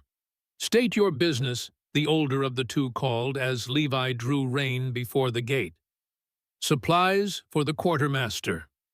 Levi replied the story they had prepared. "And information for Sergeant Mitchell." The sentry's expression didn't change, but something in his posture shifted slightly. "Mitchell's busy with the morning shipments. What kind of information? Levi leaned forward in his saddle, lowering his voice. The kind that concerns the eagle that watches. The effect was immediate. The sentry's eyes widened almost imperceptibly before his face resumed its professional mask. He exchanged a quick glance with his companion before nodding. "Wait here." The sentry disappeared through a small door set into the larger gate. He returned minutes later, accompanied by a tall, broad-shouldered man with skin the color of burnished mahogany, a Negro unusual among the predominantly white forces stationed at frontier forts. "I'm Sergeant Mitchell," the man said, his voice deep and measured. "You have a message for me." Levi studied him carefully, searching for any sign of deception. Mitchell's face revealed nothing, but his eyes were alert, intelligent. "The eagle watches," Levi said quietly. Mitchell's expression remained neutral, but he nodded once decisively. "Come with me." The sergeant led Levi through the small door and into the fort's busy yard. Soldiers moved about their morning duties, barely sparing a glance for the visitor in their midst. Mitchell guided him toward a low building near the eastern wall, the quartermaster's office, judging by the supplies stacked outside. Inside the building was divided into a public receiving area and a private office beyond. Mitchell led Levi straight to the latter, closing the door firmly behind them. "You're either very brave or very foolish to come here," Mitchell said once they were alone. "This fort isn't safe for friends of Nahele." The confirmation that Mitchell knew the Apache chief sent a wave of relief through Levi. "Nahele is dead," he said bluntly, watching for the sergeant's reaction. Grief flickered across Mitchell's face before he mastered it. "How?" "Knife wound. He died in my cabin 3 days ago." Levi reached inside his coat and withdrew the oilskin packet containing the documents. But not before setting in motion a plan to stop a massacre. Mitchell accepted the packet, his movements careful, deliberate. "And you are Levi Morgan, former Army scout." He hesitated, then added, "I'm working with Aponi Nahele's daughter." Recognition dawned in Mitchell's eyes. The healer. Nahele spoke of her often. He opened the packet quickly, scanning the contents. As he read, his expression darkened. "This confirms what we suspected. Whitaker has been planning this for months." "You knew. We had suspicions, no proof." Mitchell carefully refolded the documents. "This changes everything. Crawford needs to see this immediately." "Crawford is here, at the fort." Mitchell shook his head. "At Canyon Creek, ironically enough. Inspecting the new telegraph office. He's due back tomorrow." The news hit Levi like a physical blow. "Tomorrow may be too late. The attack is planned for 3 days from now, possibly sooner." Mitchell's jaw tightened. "Then we ride for Canyon Creek. Today." You think I'd let you carry these documents alone, with Whitaker's men watching every trail?" Mitchell moved to a cabinet, unlocking it to reveal several rifles and pistols. "Besides, Crawford knows me. He'll believe us if we come together." The logic was sound, but Levi hesitated. "What about Aponi? I promised to return to her." "Where is she?" "A hidden cave near Black Eagle Peak, with a wounded Apache named Keem." Mitchell considered this. "We'll send word once we've reached Crawford, a trusted messenger who can guide them safely to Canyon Creek." He selected a rifle and checked its action. "For now, we focus on stopping the attack." Levi knew he was right. The mission had to come first.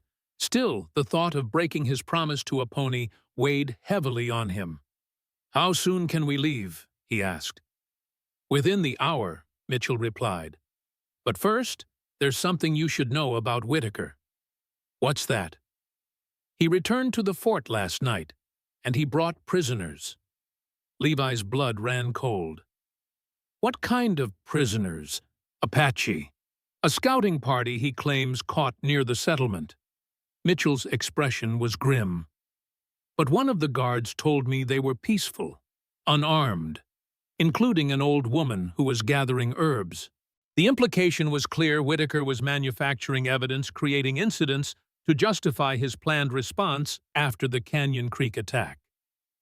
"We need to move quickly," Levi said, his resolve hardening. "Before Whitaker realizes we have the documents." Mitchell nodded agreement. "Meet me at the East Gate in half an hour. Bring only what you need for fast travel." As Levi turned to leave, Mitchell added one final warning: "Trust no one else in this fort.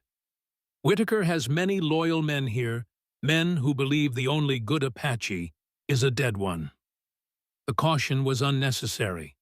After 8 years of frontier warfare, Levi knew all too well how deep such sentiments ran among the Army's ranks. He spent the next half hour restocking his meager supplies and allowing his horse a brief rest and feeding. All the while, he kept a watchful eye for any sign that his presence had been noted by Whitaker or his men. The fort carried on its daily routines around him, soldiers drilling in the central yard wagons, bringing supplies through the main gate, the blacksmith's hammer ringing against his anvil. Normal activities that gave no hint of the conspiracy being orchestrated within these walls.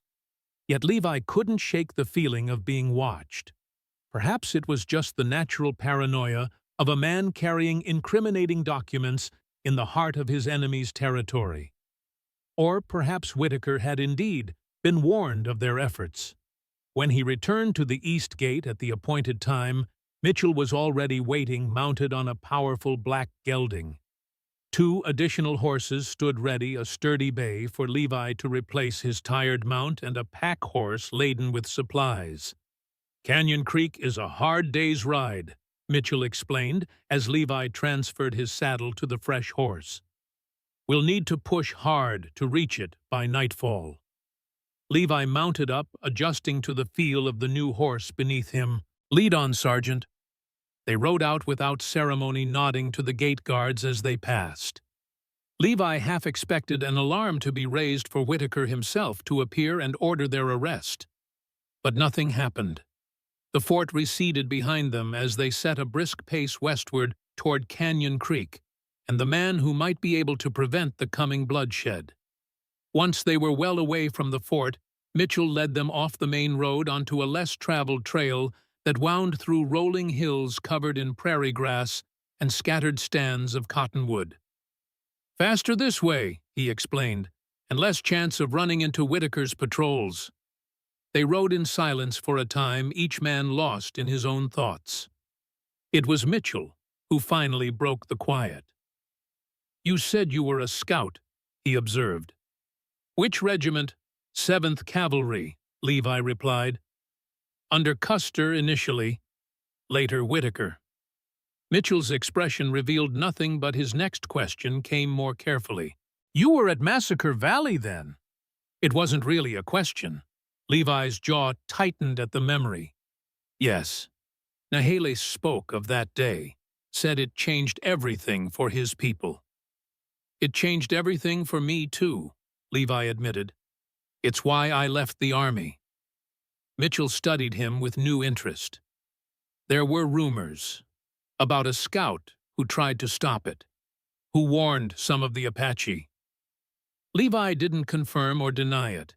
Those actions, small as they were, had come too late to make a real difference. They were no badge of honor. "Nahele believed that Scout was you," Mitchell continued. "It's why he sought you out when he discovered Whitaker's new plan." This revelation startled Levi. How did he know where to find me? Nahele had many eyes in many places. He kept track of those he considered important, friend or foe. Mitchell's tone suggested this was perfectly reasonable. "He believed you might be an ally when the time came." "What do you believe?" Mitchell was silent for a long moment, considering his answer. "I believe a man should be judged by the choices he makes when faced with evil," he finally said, "not by the uniform he wears or the color of his skin." Coming from a Negro who had somehow achieved the rank of sergeant in a white man's army, the statement carried particular weight. Levi found himself wondering about Mitchell's own story, but before he could ask, the sergeant had moved on to more pressing matters. "Tell me about Aponi," he said. "What kind of woman is Nahile's daughter?" The question caught Levi off guard. How to describe Aponi fierce, yet compassionate, suspicious, yet fair, haunted, yet hopeful? He began, then stopped searching for the right words. "She's like the land itself. Beautiful, but dangerous if you don't respect her strength. Wounded by what's been done to her people, but not broken by it." Mitchell raised an eyebrow at the description. "You admire her?" It wasn't a question, and Levi didn't treat it as one. His feelings for Aponi were too complex, too fraught with the weight of their shared and separate histories to be easily named. "She's risking everything to prevent more bloodshed," he said instead. "Both Apache and white. That takes a courage few possess." Mitchell seemed to accept this answer, nodding thoughtfully. "And this place where you left her, is it truly safe?"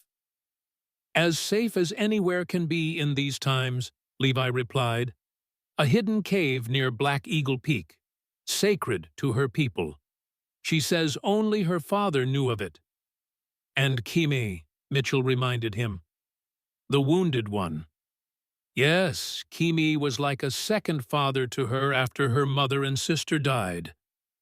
Levi hesitated, then added, "In the raid at Whispering Pines."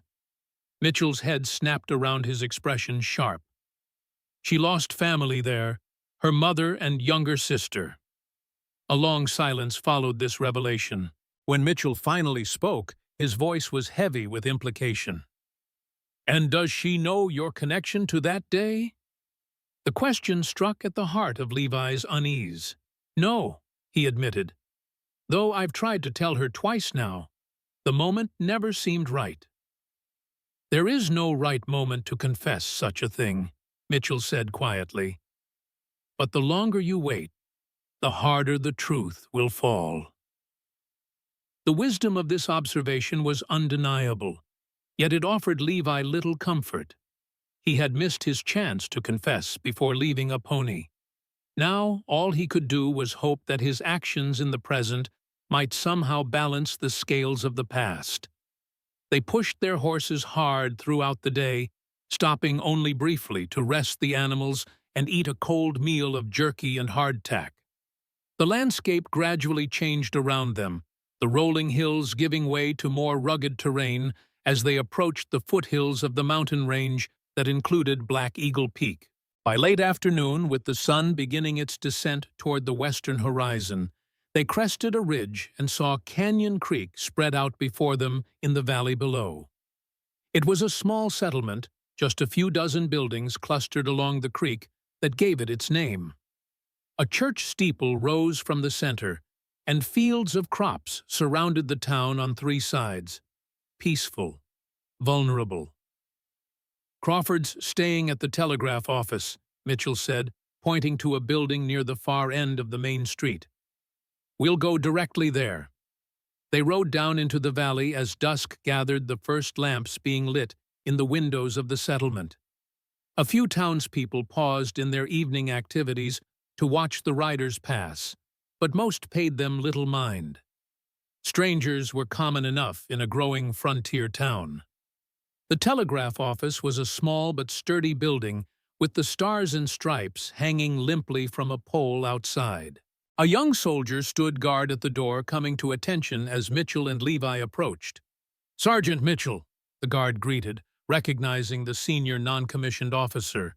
"The general isn't expecting you." "It's urgent business, Private. He'll want to see us immediately." The guard hesitated only briefly before nodding. "Wait here, sir." He disappeared inside, returning moments later with a nod. "The general will see you now." Inside the telegraph office was sparsely furnished, but meticulously organized.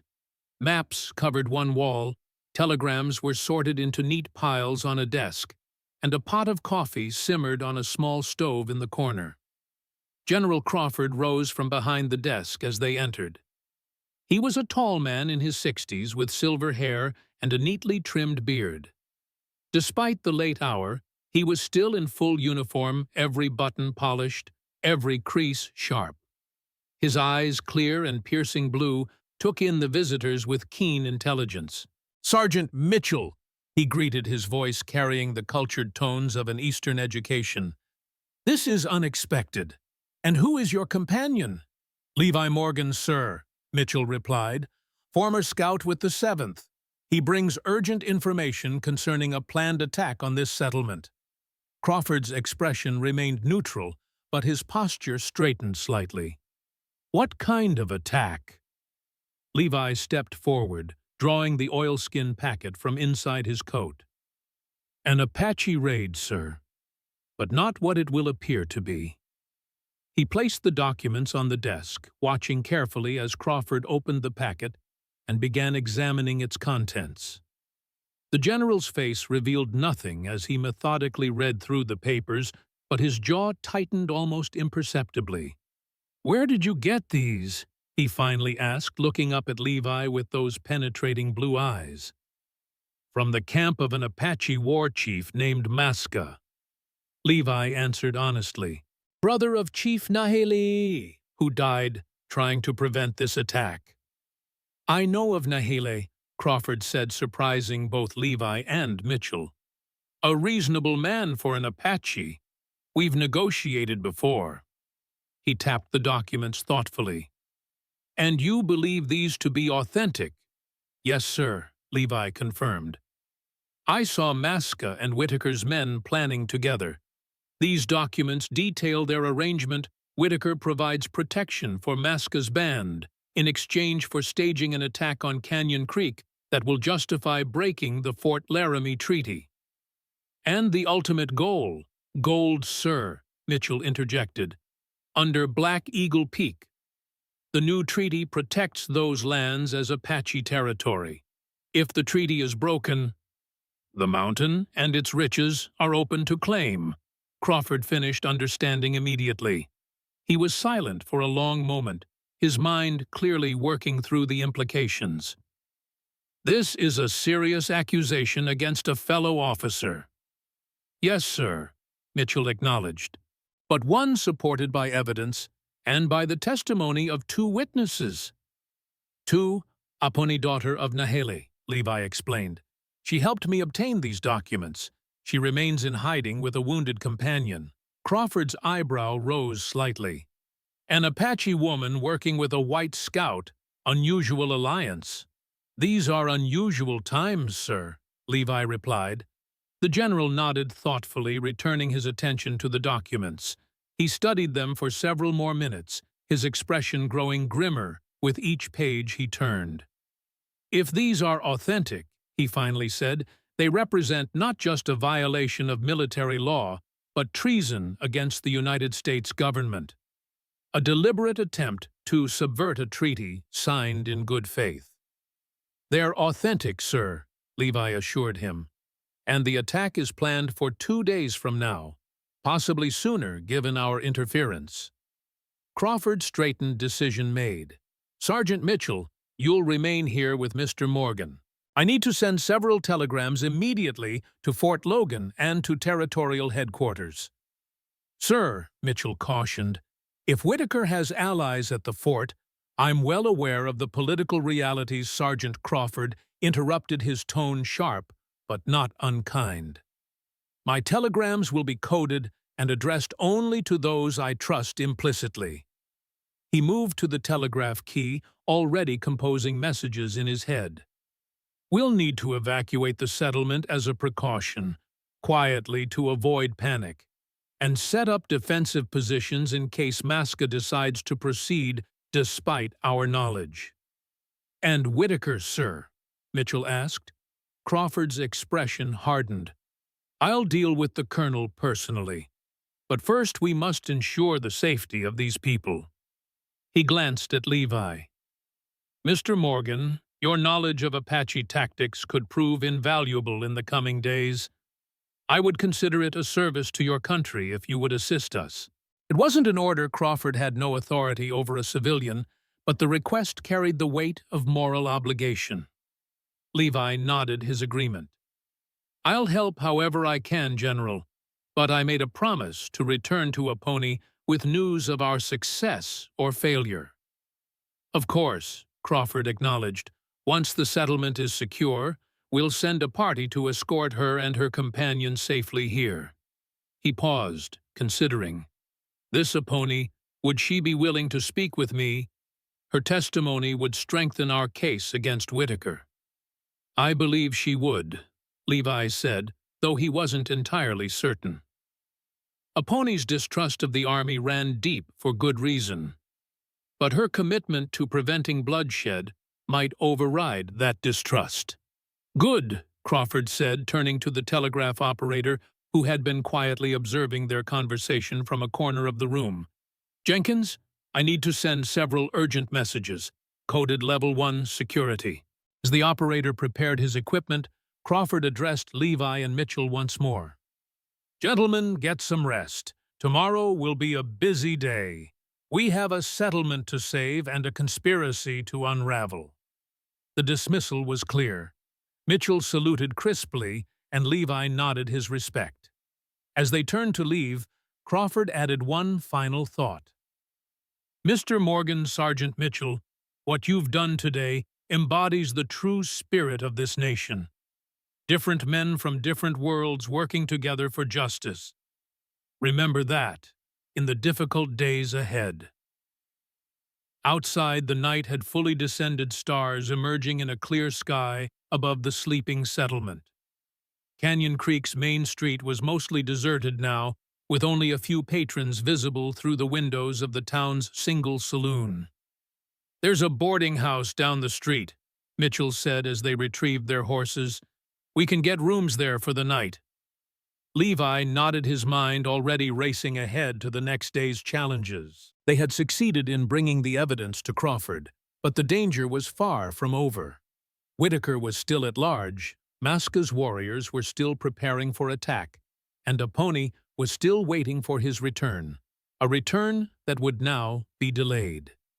As they walked their horses down the quiet street, Levi found himself glancing toward the distant silhouette of Black Eagle Peak just visible against the night sky. Somewhere on its slopes, Apache was waiting, perhaps watching the same stars, unaware that their plans had changed. The weight of his promise pressed heavily on his conscience. 3 days, he had told her. 3 days, and he would return. Now that promise would be broken, one more in a long line of broken promises between his people and hers. But perhaps, if they succeeded in stopping the attack and exposing Whitaker's conspiracy, this broken promise might be forgiven. Perhaps there was still a path to redemption for him and for the troubled relationship between two peoples who shared this vast, beautiful, blood-soaked land. With that hope to sustain him, Levi followed Mitchell into the boarding house, preparing for whatever challenges the new day would bring. Dawn broke over Canyon Creek in shades of pink and gold, revealing a settlement already stirring with unusual activity. Crawford had wasted no time. Even as most townspeople slept, select families were being quietly awakened and informed of the potential danger, preparations made for evacuation if it became necessary. Levi and Mitchell joined Crawford at the telegraph office as the sun cleared the eastern horizon. The general looked as if he hadn't slept, but his eyes were clear, his manner decisive. "Good morning, gentlemen," he greeted them. "We have much to accomplish today." He led them to a table where a map of the settlement and surrounding terrain was spread out. "I've received responses to my telegrams. Reinforcements are on their way from Fort Benson, but they won't arrive until tomorrow at the earliest." "That could be too late," Mitchell observed. "Indeed," Crawford agreed. "Which is why we must prepare with the resources at hand." He indicated several positions on the map. "I've already ordered defensive positions established here, here, and here, covering the most likely approaches to the settlement." Levi studied the map, noting the strategic placement of the defenses. Good positions, he acknowledged, but Maska is cunning. He might anticipate such preparations. What would you suggest? Crawford asked without defensiveness. Levi considered for a moment, then pointed to a ridge overlooking the settlement from the west. Apache warriors prefer to attack from high ground when possible. This ridge provides perfect cover and a clear line of retreat. I'd place additional men there hidden, not visible from the approach. Crawford nodded thoughtfully. A wise precaution. Sergeant Mitchell, see to it. As Mitchell departed to carry out the order, Crawford turned his full attention to Levi. Now, about Colonel Whitaker. My telegrams confirmed he left Fort Logan yesterday afternoon, ostensibly to inspect outposts along the northern boundary. In reality, I believe he's meeting with Maska to finalize their plans.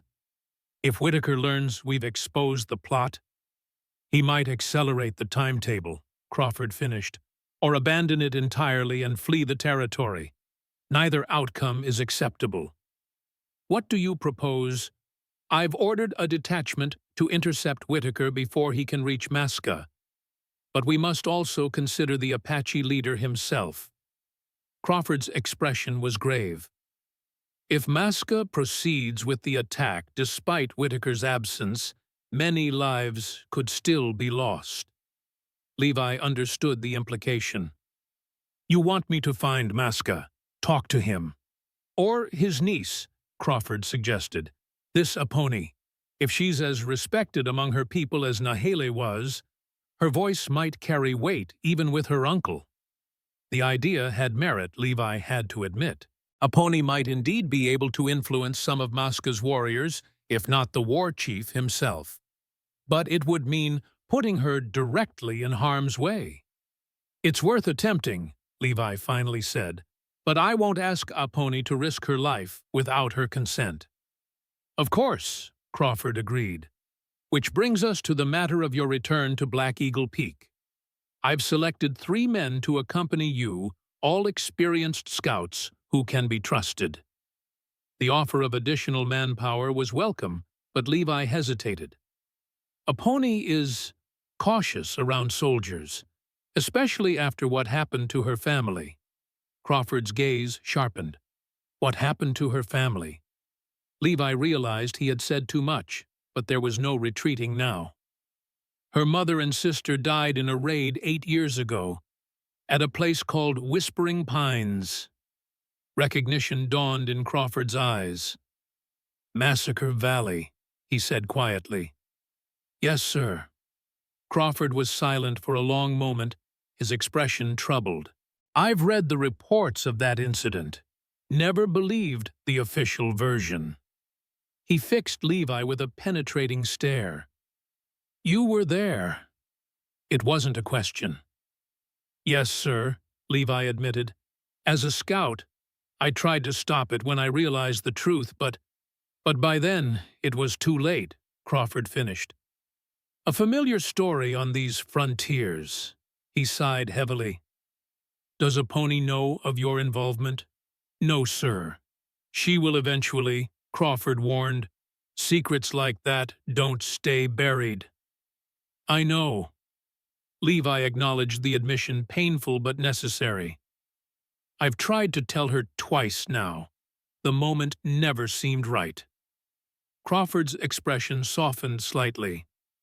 There is no right moment for such revelations, son. Only necessary ones. He straightened, decision made. Go alone, then. Bring Aponi and her companion here if they're willing to come. If not, at least warn them of what's happening.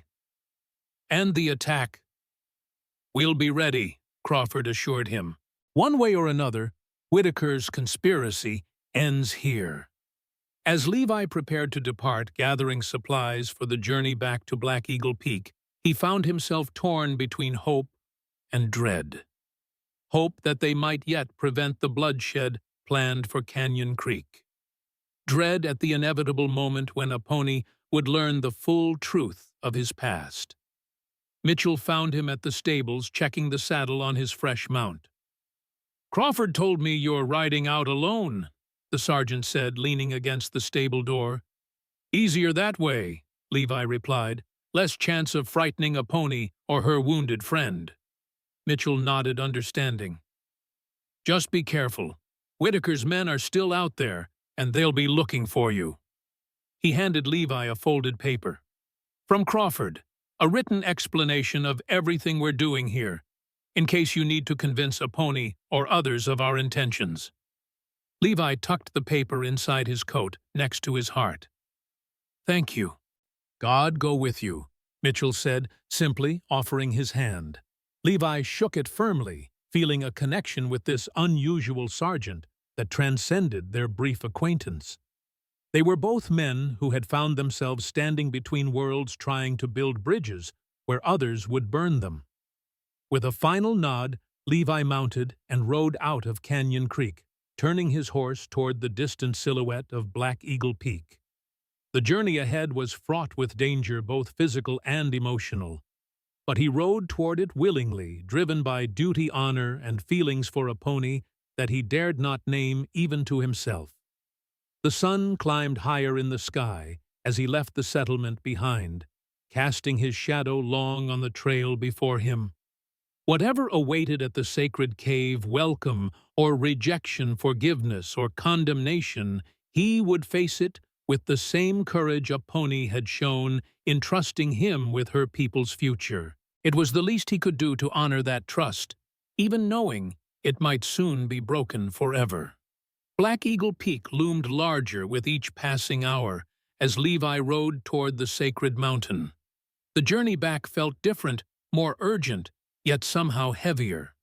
The burden of what awaited him at journey's end pressed upon his shoulders like a physical weight.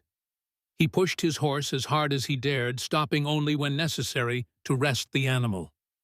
The terrain grew increasingly familiar as he approached the foothills, and by late afternoon he had reached the narrow ravine that led to the hidden cave entrance. Securing his horse, as a pony had done, before Levi approached the concealed opening in the rock face, he paused, suddenly uncertain.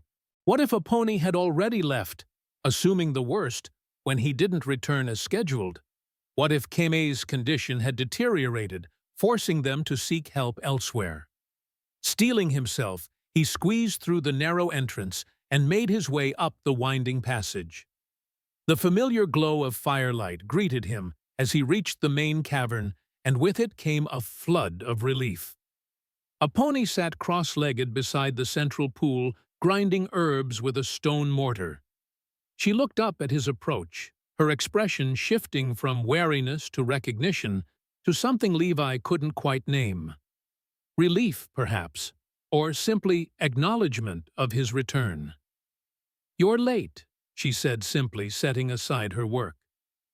"There were complications," Levi replied, moving further into the cavern. His eyes sought Keem, who lay on his pallet near the far wall. "How is he?" "Recovering," a pony answered. "The fever broke yesterday. He's been asking for you." As if on cue, Keem stirred his eyes, opening to fix on Levi. "You found Mitchell?" he said, his voice weak but clear. "Yes," Levi confirmed, crouching beside the injured man. "And Crawford. They believe us." Relief washed over Keem's weathered features. "Then it wasn't for nothing." "Far from it," Levi assured him. "Crawford is preparing Canyon Creek for defense. He's sent men to intercept Whitaker before he can meet with Masca again." "And the documents?" a pony asked, joining them. "With Crawford. He's already sent telegrams to territorial headquarters exposing the conspiracy." Levi hesitated, then added, "He wants to meet with you, a pony. Your testimony would strengthen the case against Whitaker." A pony's expression grew guarded. "Meet with me at the fort." "At Canyon Creek," Levi clarified. "Crawford believes your voice might also carry weight with some of Masca's warriors. Perhaps convince them to abandon the attack." Keem stirred again, more agitated now. "Masca won't listen. Too much pride. Too much hatred." Not Maska himself, Levi agreed, but perhaps some of his men, especially if they learn Whitaker has been captured and the conspiracy exposed. A heavy silence fell over the cavern as Apache considered this. Levi could almost see the conflict in her eyes, distrust of the army warring with her desire to prevent bloodshed. "I promised my father I would finish what he started," she finally said. "If speaking to Crawford will help stop the attack, I'll do it." "And me?" Kimi asked, attempting to sit up despite his wound. "I should come too." Apache gently but firmly pressed him back down. "You're not strong enough yet. The journey could reopen your wound." "She's right," Levi added. "Besides, someone needs to stay with the horses." He turned to Apache. "How soon can you be ready to leave?" "By morning," she replied. "Kimi needs one more treatment, and I must prepare medicines to take with us." Levi nodded, relieved she had agreed so readily. "We'll leave at first light then." As Apache returned to her herb, grinding, Levi found himself drawn to the cave entrance where the last light of day filtered through the narrow opening. The decision to return to Canyon Creek was made, but the weight on his heart remained. Sooner or later, he would have to tell Apache the truth about his role in the tragedy that had shaped her life. "It gets easier," came Kimi's voice from behind him, softer now to avoid being overheard. Levi turned to find the wounded man watching him with knowing eyes. "What does—" "The burden you carry," Kimi replied. "The truth you haven't spoken." A chill ran through Levi. "You know, I was there too," Kimi said simply, "at Whispering Pines. I saw you try to warn our people. I saw you help some escape." The revelation struck Levi like a physical blow. All this time, Kimi had known his identity, known his shame, and said nothing. "Why didn't you tell her?" Levi asked, nodding toward Apache. "Not my truth to tell," Kimi replied, "but she will learn it sooner or later. Better from your lips than another's." Levi knew he was right. The time for silence was running out. "Tonight," he promised, "before we leave." Kimi nodded satisfaction in his tired eyes. "Good. The circle must close before a new one can begin." The evening passed in quiet preparation. Apache treated Keme's wound one final time, then gathered the herbs and medicines she would need for their journey. Levi checked and cleaned his weapons, mindful that the trail to Canyon Creek might not be as safe as the one he had just traveled. They shared a simple meal of the last of their provisions, dried meat, wild berries, and flat bread. The cave was peaceful, the soft glow of the oil lamps casting a warm light over their small circle. As the night deepened outside, Kimi drifted into sleep, leaving Levi and Apache alone by the central pool. The moment Levi had both dreaded and known was inevitable had finally arrived. "Something troubles you." Apache observed her dark eyes reflecting the flickering lamplight. "Since your return, you've carried a shadow." Levi nodded, gathering his courage. "There's something I need to tell you. Something I should have told you from the beginning." Apache weighted her expression, revealing nothing of her thoughts. 8 years ago, Levi began each word feeling like a stone in his throat. "I was a scout for the 7th Cavalry. Colonel Whitaker ordered me to lead a company to what he called an Apache warrior camp. A threat to nearby settlements, he claimed." Apache's posture stiffened almost imperceptibly, but she remained silent, allowing him to continue. "When we arrived, I realized immediately it wasn't a warrior camp. It was a settlement, families, women, children." Levi forced himself to meet her gaze. It was Whispering Pines. The name hung in the air between them, heavy with implication. Apache's face remained impressively composed, but her eyes, Those expressive eyes that could flash with anger or soften with compassion had gone cold, distant. I tried to stop it, Levi continued, the words tumbling out now. I argued with Whitaker, told him these weren't warriors. He didn't care. Said the orders came from higher up, that the Apache needed to be taught a lesson. And you? Aponi asked, her voice controlled but tight with emotion. What lesson did you teach that day? I refused to participate, Levi said quietly. When I realized I couldn't stop the attack, I tried to warn your people. I helped some escape into the forest. Not enough. Never enough. Aponi rose in one fluid motion, putting distance between them. She stood with her back to him, her shoulders rigid. My mother, she said after a long silence. My sister. They were inside our lodge when the soldiers came. I was away hunting with my father. She turned to face him, her expression carved from stone. Did you see them? Did you see them die? No, Levi admitted. By then I was trying to lead survivors to safety on the north side of the settlement. Convenient, Aponi said the word like a lash.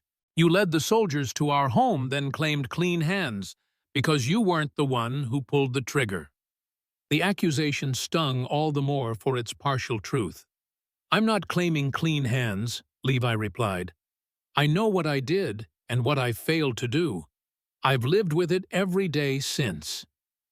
Lived with it, Aponi's composure cracked, raw pain bleeding through.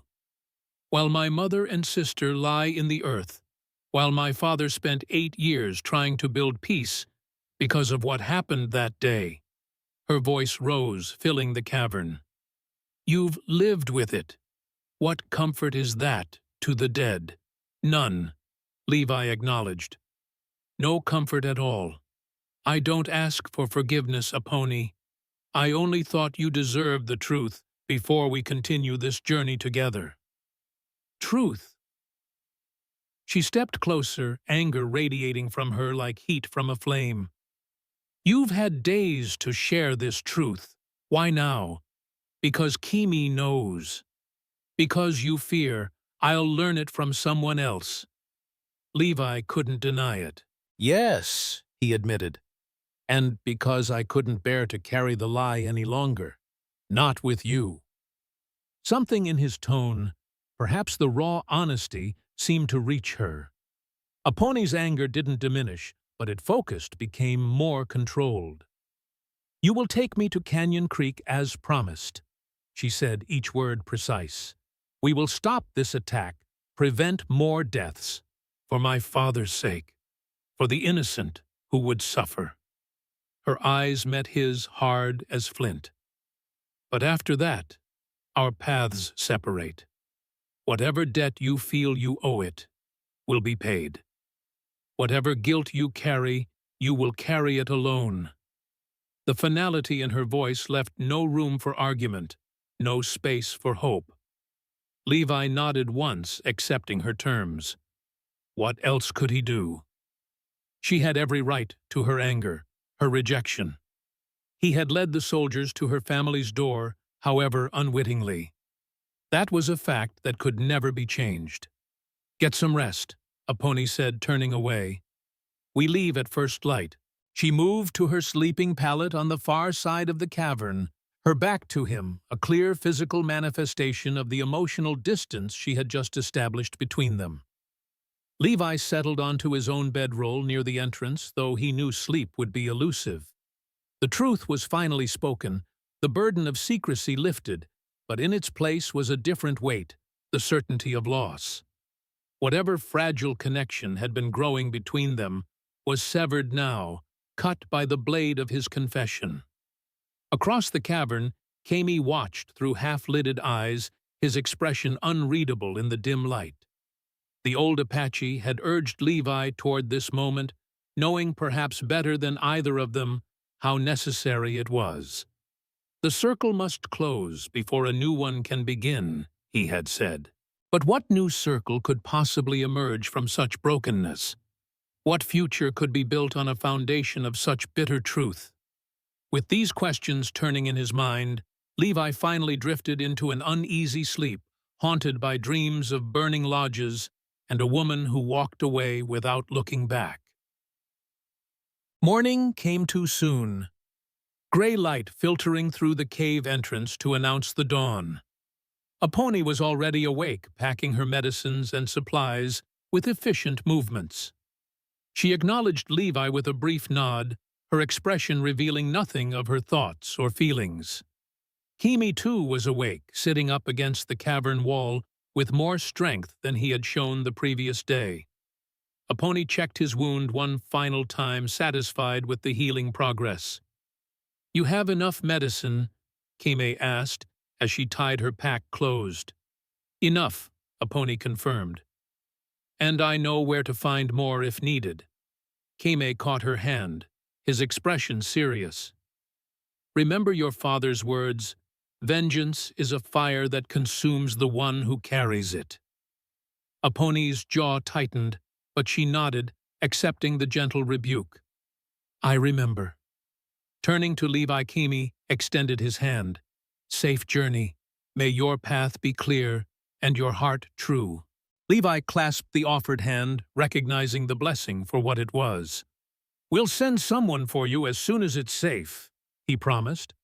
With final farewells exchanged, Levi and Apache left the sacred cave, descending the winding passage in silence. Outside, the morning was cool and clear, the sun just beginning to crest the eastern horizon. They mounted their horses, Levi on his bay gelding, Apache on her painted mare, and set off toward Canyon Creek. The silence between them was heavy, charged with unspoken thoughts and emotions. For miles they rode without speaking, each lost in private contemplation. The landscape passed in a blur of rolling hills and scattered trees, the shadows gradually shortening as the sun climbed higher in the sky. It was Apache who finally broke the silence as they paused to water the horses at a small stream. "My father knew," she said abruptly. Levi looked up, startled. "Knew what? About you? About Whispering Pines?" Apache's expression was carefully neutral. "Kimi told me this morning before we left. My father knew you were the scout who tried to warn our people." "Why would he send you to me then?" Levi asked, genuinely perplexed. "Why trust me with something so important?" Apache was silent for a moment, her gaze fixed on the distant horizon. He believed a man should be judged by the choices he makes when faced with evil, not by the uniform he wears. The words, so similar to what Mitchell had said, caught Levi off guard. "And you, what do you believe?" "I believe my father was a wiser man than I," she replied, her voice softening almost imperceptibly. "But wisdom comes at a price. He paid his, I'm still paying mine." Before Levi could respond, Apache had mounted her horse and urged it forward, ending the conversation as abruptly as she had begun it. Yet something had shifted between them, not forgiveness, certainly not that, but perhaps the first tentative step toward understanding. They rode on through the day, keeping a steady pace, while remaining vigilant for any sign of Maska's scouts or Whitaker's men. The journey was largely uneventful until mid-afternoon, when they crested a ridge and spotted a column of smoke rising in the distance. "That's near the main trail to Canyon Creek," Levi said, concern edging his voice. "Could be a campfire, but too much smoke." Apache finished, her own expression wary. "We should investigate. Carefully." They approached the source of the smoke with caution, leaving their horses concealed in a stand of trees and proceeding on foot.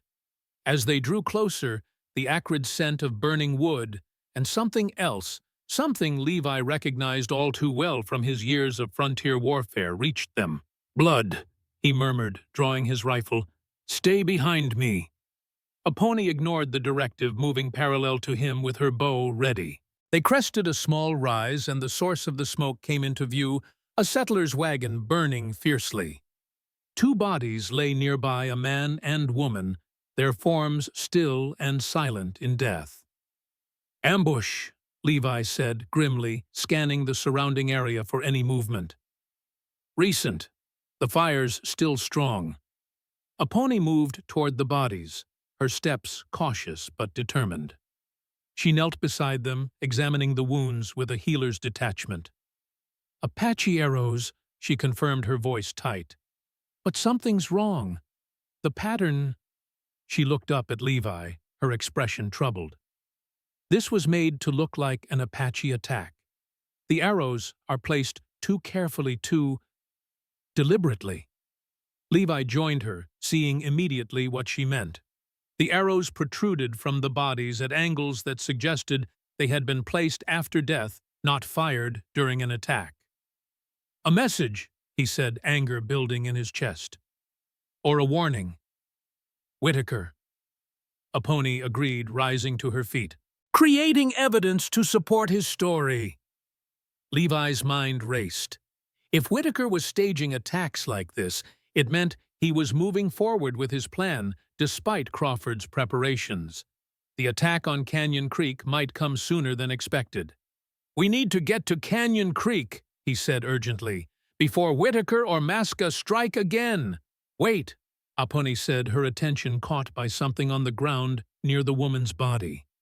She bent down, picking up a small leather pouch embroidered with distinctive Apache symbols. "This is my uncle's work. I recognize the pattern." He left it deliberately, Levi realized, to make sure it would be found. "A signature," Aponi agreed. "But why leave evidence that could be traced back to him?" "Because he doesn't care anymore," Levi said grimly.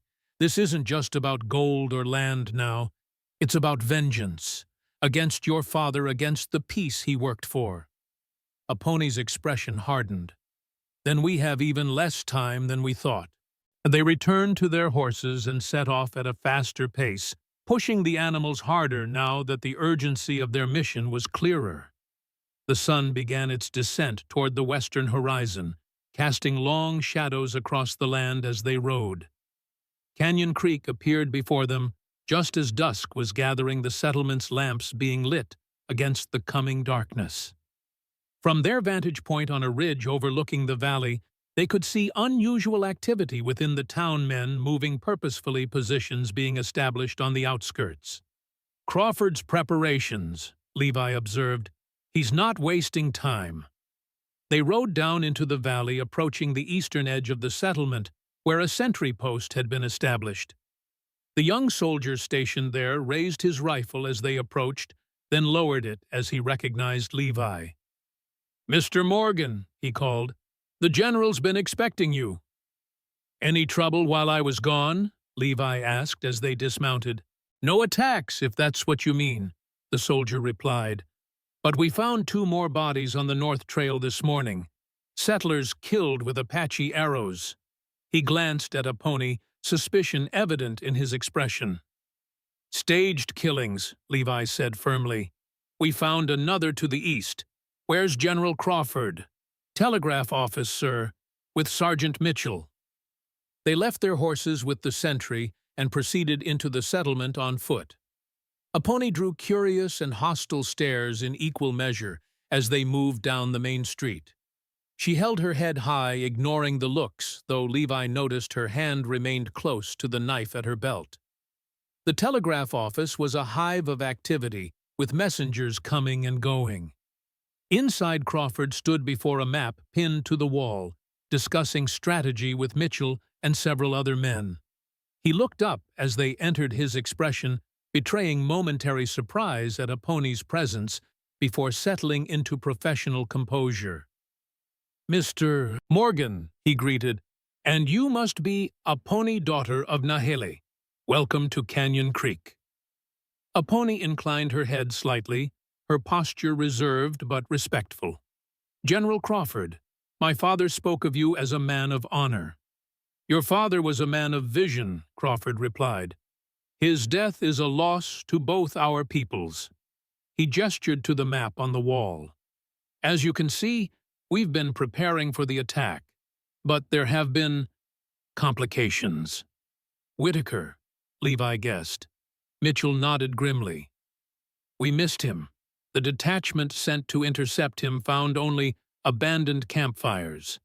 He's in the wind. Not for long, Crawford said, his tone resolute.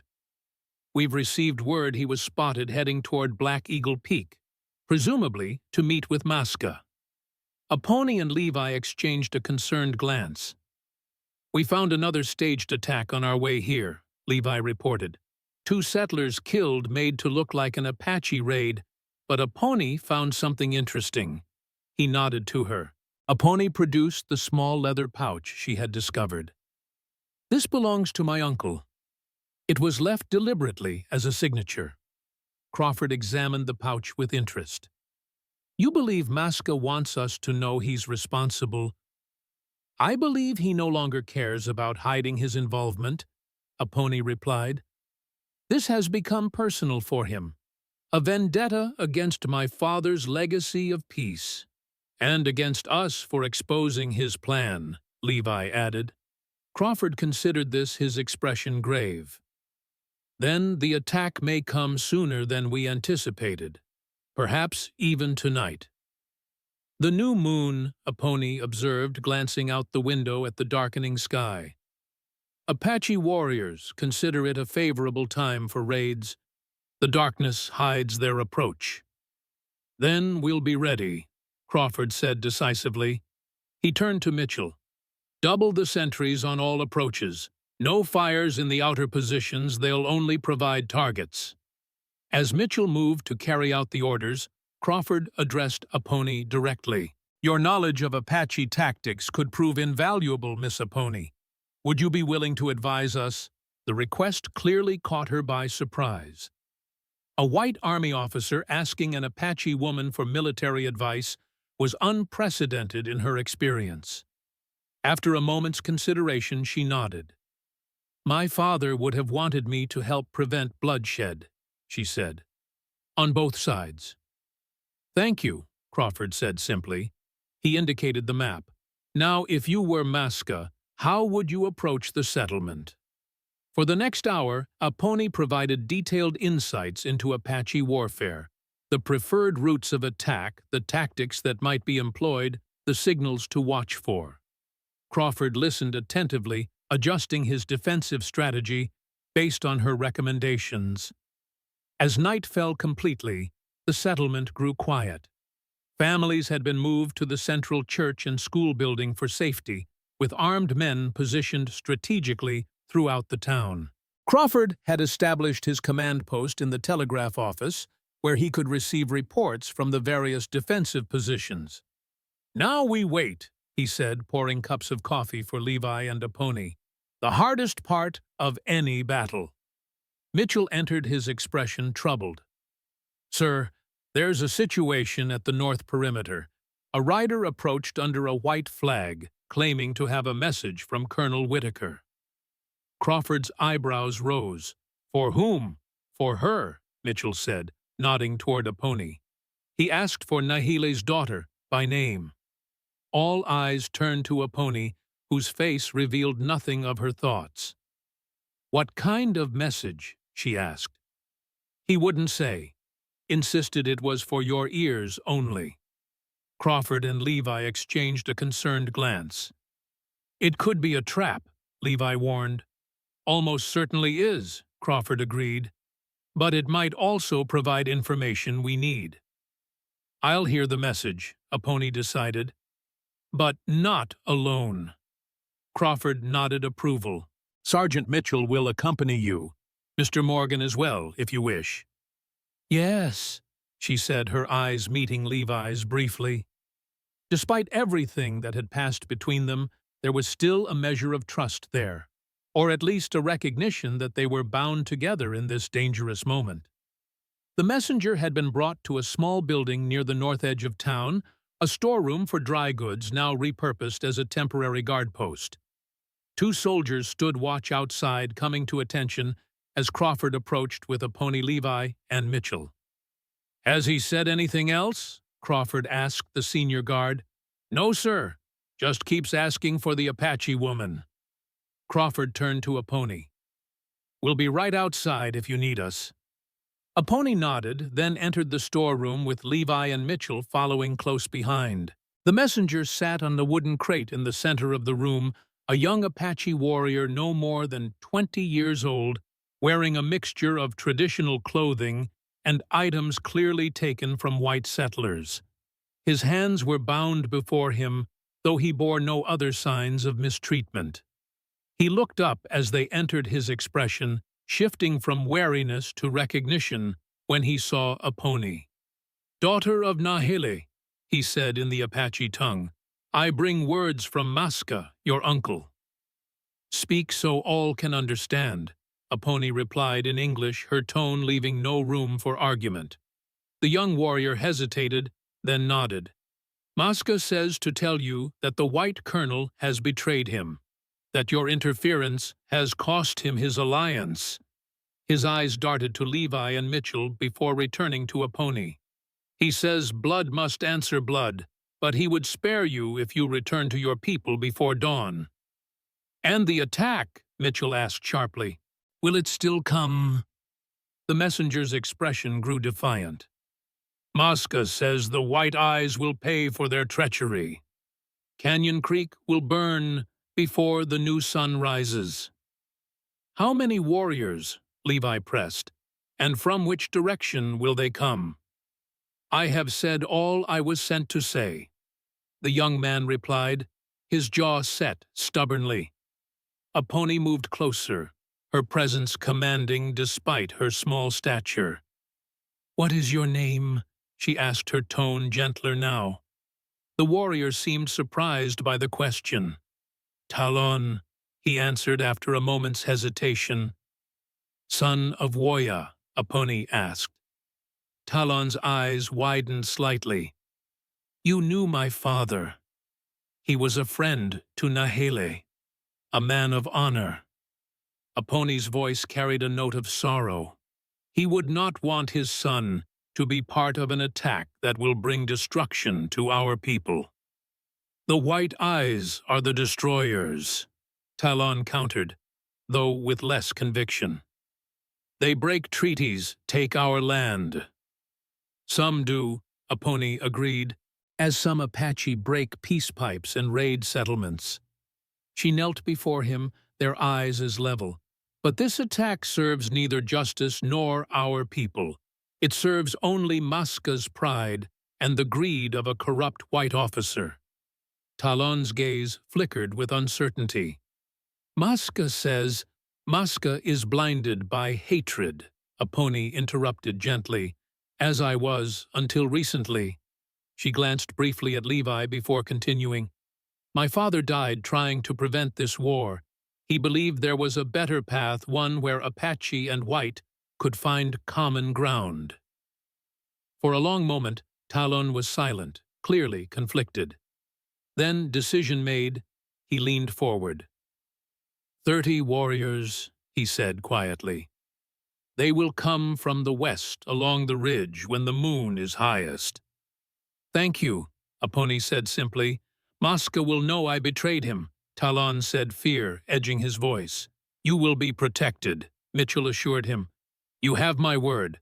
They left Talon under guard and returned to the telegraph office where Crawford was coordinating the town's defenses.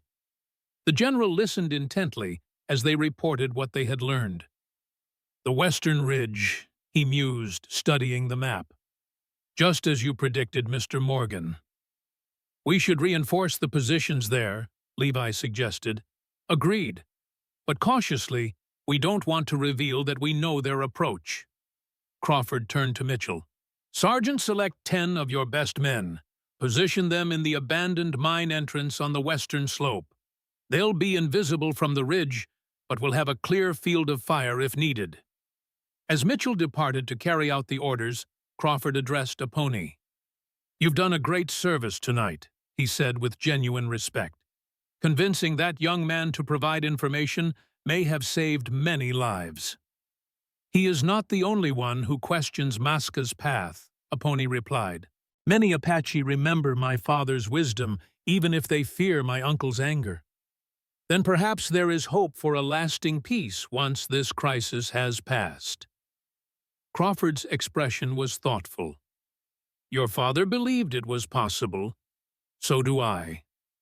A messenger entered with a telegram, which Crawford read quickly. The reinforcements from Fort Benson have been delayed, he reported grimly. A washed-out bridge. They won't arrive until tomorrow afternoon at the earliest. We'll have to hold with what we have, Levi said, calculating the odds in his mind. 30 Apache warriors against the town's defenders, perhaps 20 soldiers, and a similar number of armed settlers. Not impossible odds, but certainly not favorable. What about Whitaker? Apache asked. The messenger said he betrayed Masca. Does that mean he's abandoned their plan?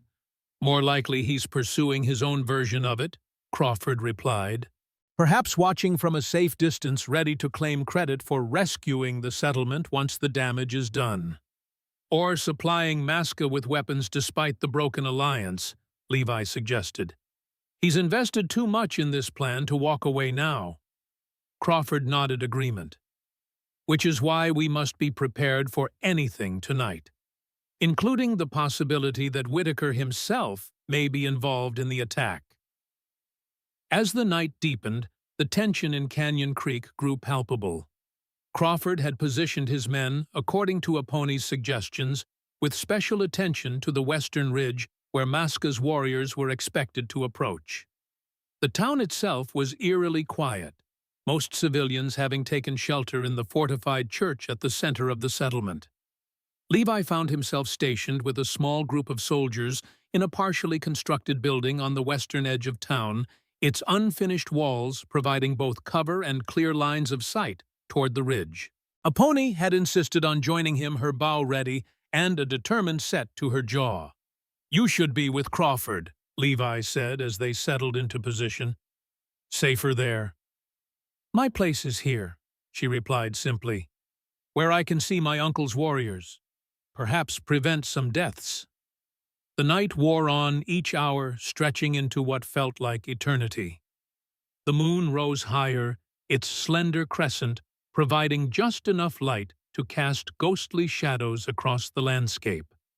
The western ridge was a dark silhouette against the star-strewn sky, revealing nothing of what might be gathering beyond it.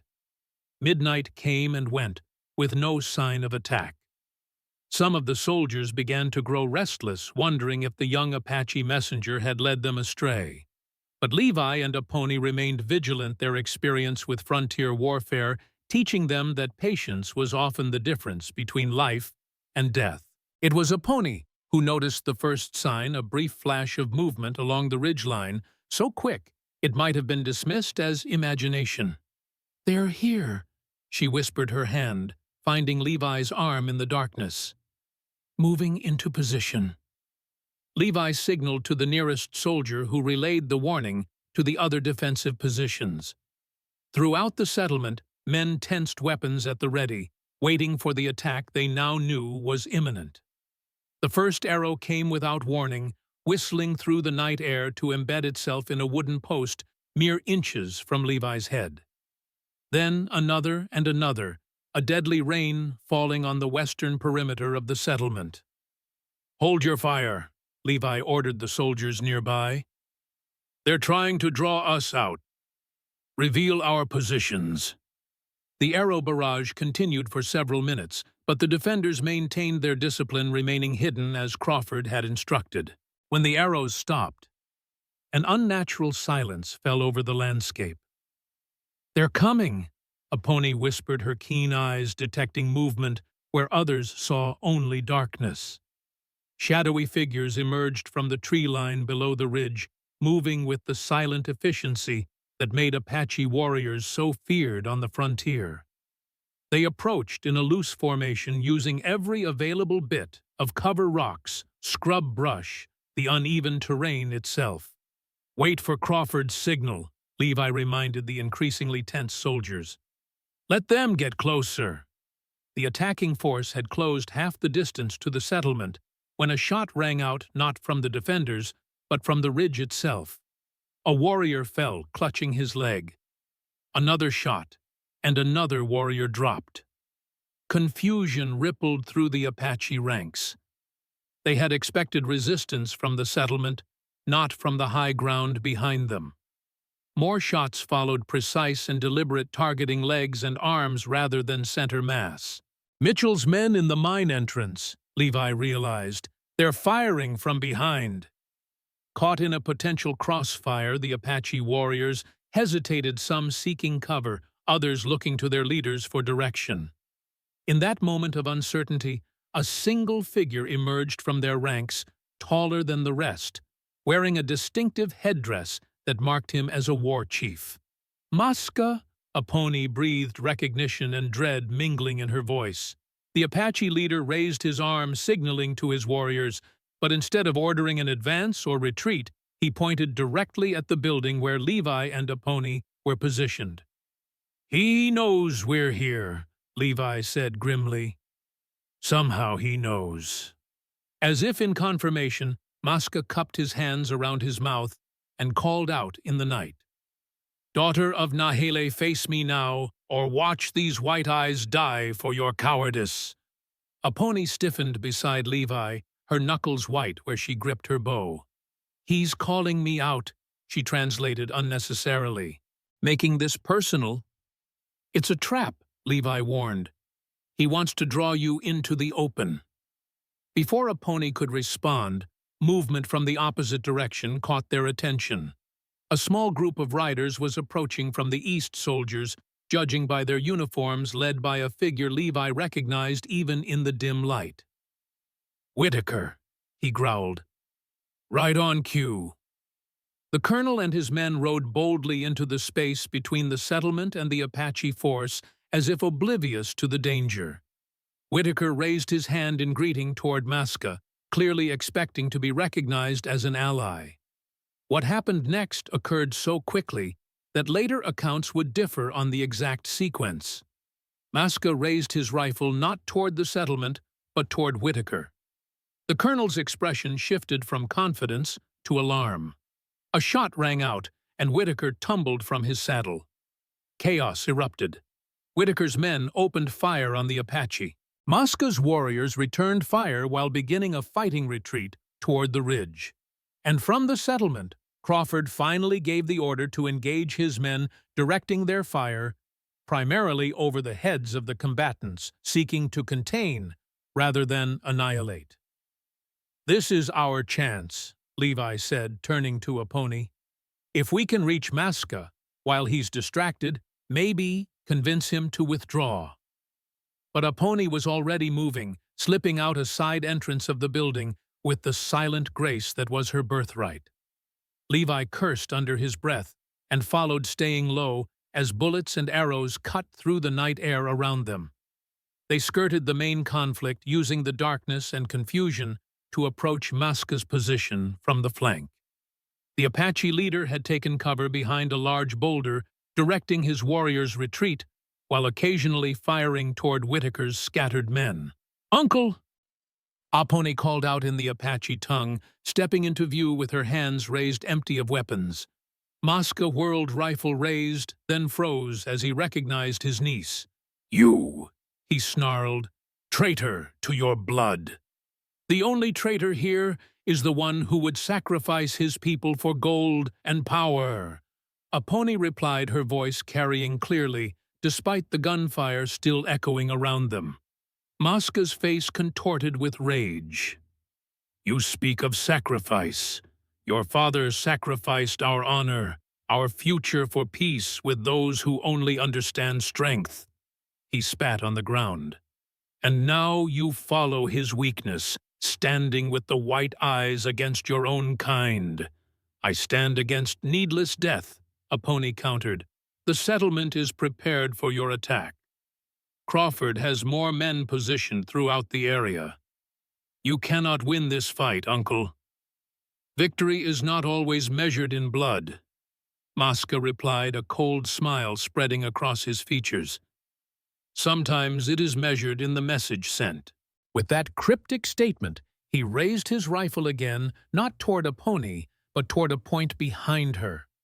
Levi, who had been approaching cautiously, realized too late that he was the target. Apache saw it too. "No!" she cried, lunging forward just as Maska pulled the trigger. The shot cracked through the night air, and Apache stumbled, clutching her side. Red blossomed beneath her fingers, stark against the pale buckskin of her dress.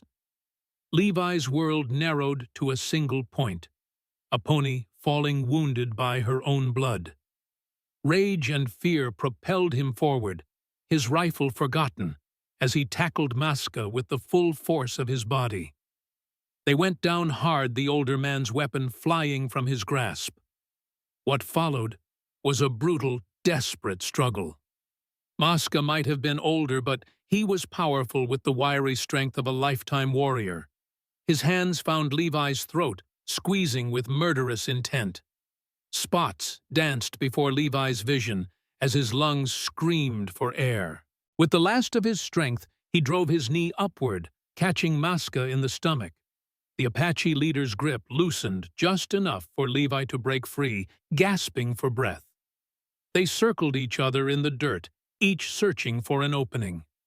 Maska drew a knife from his belt, the blade gleaming dully in the starlight. "You will die like the dog you are," he promised, his voice a guttural growl. "Not today," came another voice, Apache's, strained with pain but steady.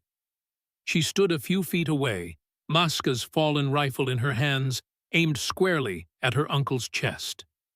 Maska froze, disbelief warring with rage on his weathered face. "You would shoot your own blood. For him." "For peace," Apache corrected. "For the future my father believed in. Lower your knife, uncle. It's over." For a moment, it seemed Maska might defy, her might choose death over surrender. But a series of shouts from nearby Crawford's men approaching decided him. With a snarl of frustration, he let the knife fall. "You are truly Nahile's daughter," he said, contempt dripping from each word. "Weak like him. Blind like him." "Strong like him," Apache countered, though her voice had grown fainter, her face pale in the starlight. "Wise like him." As Crawford's men surrounded them, taking Maska into custody, Apache's strength finally gave out. The rifle slipped from her grasp as she collapsed, the wound in her side still bleeding freely. Levi caught her before she hit the ground, cradling her against his chest. "Hold on," he urged, pressing his hand over the wound to stem the flow of blood. "Just hold on." Apache's eyes, clouded with pain, found his. "Funny," she whispered. "After everything, it's my own blood that might kill me after all." "Don't talk like that," Levi said fiercely. "You're not dying. Not here, not now." Crawford appeared beside them, his expression grave as he assessed Apache's wound. "Get her to the doctor," he ordered. "Immediately." As they carried Apache back toward the settlement, the sounds of fighting died away. Maska's warriors, seeing their leader captured, had melted back into the darkness. Whitaker's men, those who hadn't fallen in the initial exchange, had surrendered to Crawford's forces. The attack on Canyon Creek had been thwarted, the conspiracy exposed. But the price of victory remained uncertain as Apache's life hung in the balance, her blood staining Levi's hands in a cruel echo of his long-ago failure at Whispering Pines. Dawn broke over Canyon Creek in soft pastels, revealing the aftermath of the night's violence. The settlement itself had suffered minimal damage. A few buildings marked by arrows or bullets, but no structures burned, no civilians harmed. The cost had been higher among the combatants. 3 of Crawford's men wounded, 2 of Whitaker's killed, and an unknown number of Apache casualties. Whitaker himself had survived Maska's shot, though the bullet had shattered his shoulder and left him in agony. He was under guard in a separate room of the doctor's house, his future certain to include a court-martial and likely imprisonment for his role in the conspiracy. Maska, too, was under guard, though his fate was less clear. as an Apache leader who had attacked a settlement military justice would typically demand his execution. But Crawford, mindful of the complex circumstances and the potential for further inflaming tensions, had not yet announced his decision. Levi had spent the night outside the room where Apache was being treated deaf to suggestions that he rest or tend to his own minor wounds. The town doctor, assisted by a woman who served as midwife and healer, had worked through the night to save Apache's life. As the first light of day filtered through the windows, the doctor finally emerged, his expression weary but satisfied. "She'll live," he announced without preamble. The bullet passed through clean, missed any vital organs. She lost a lot of blood, but she's young and strong. With proper care and rest, she should recover fully. Relief washed over Levi like a physical force nearly buckling his knees.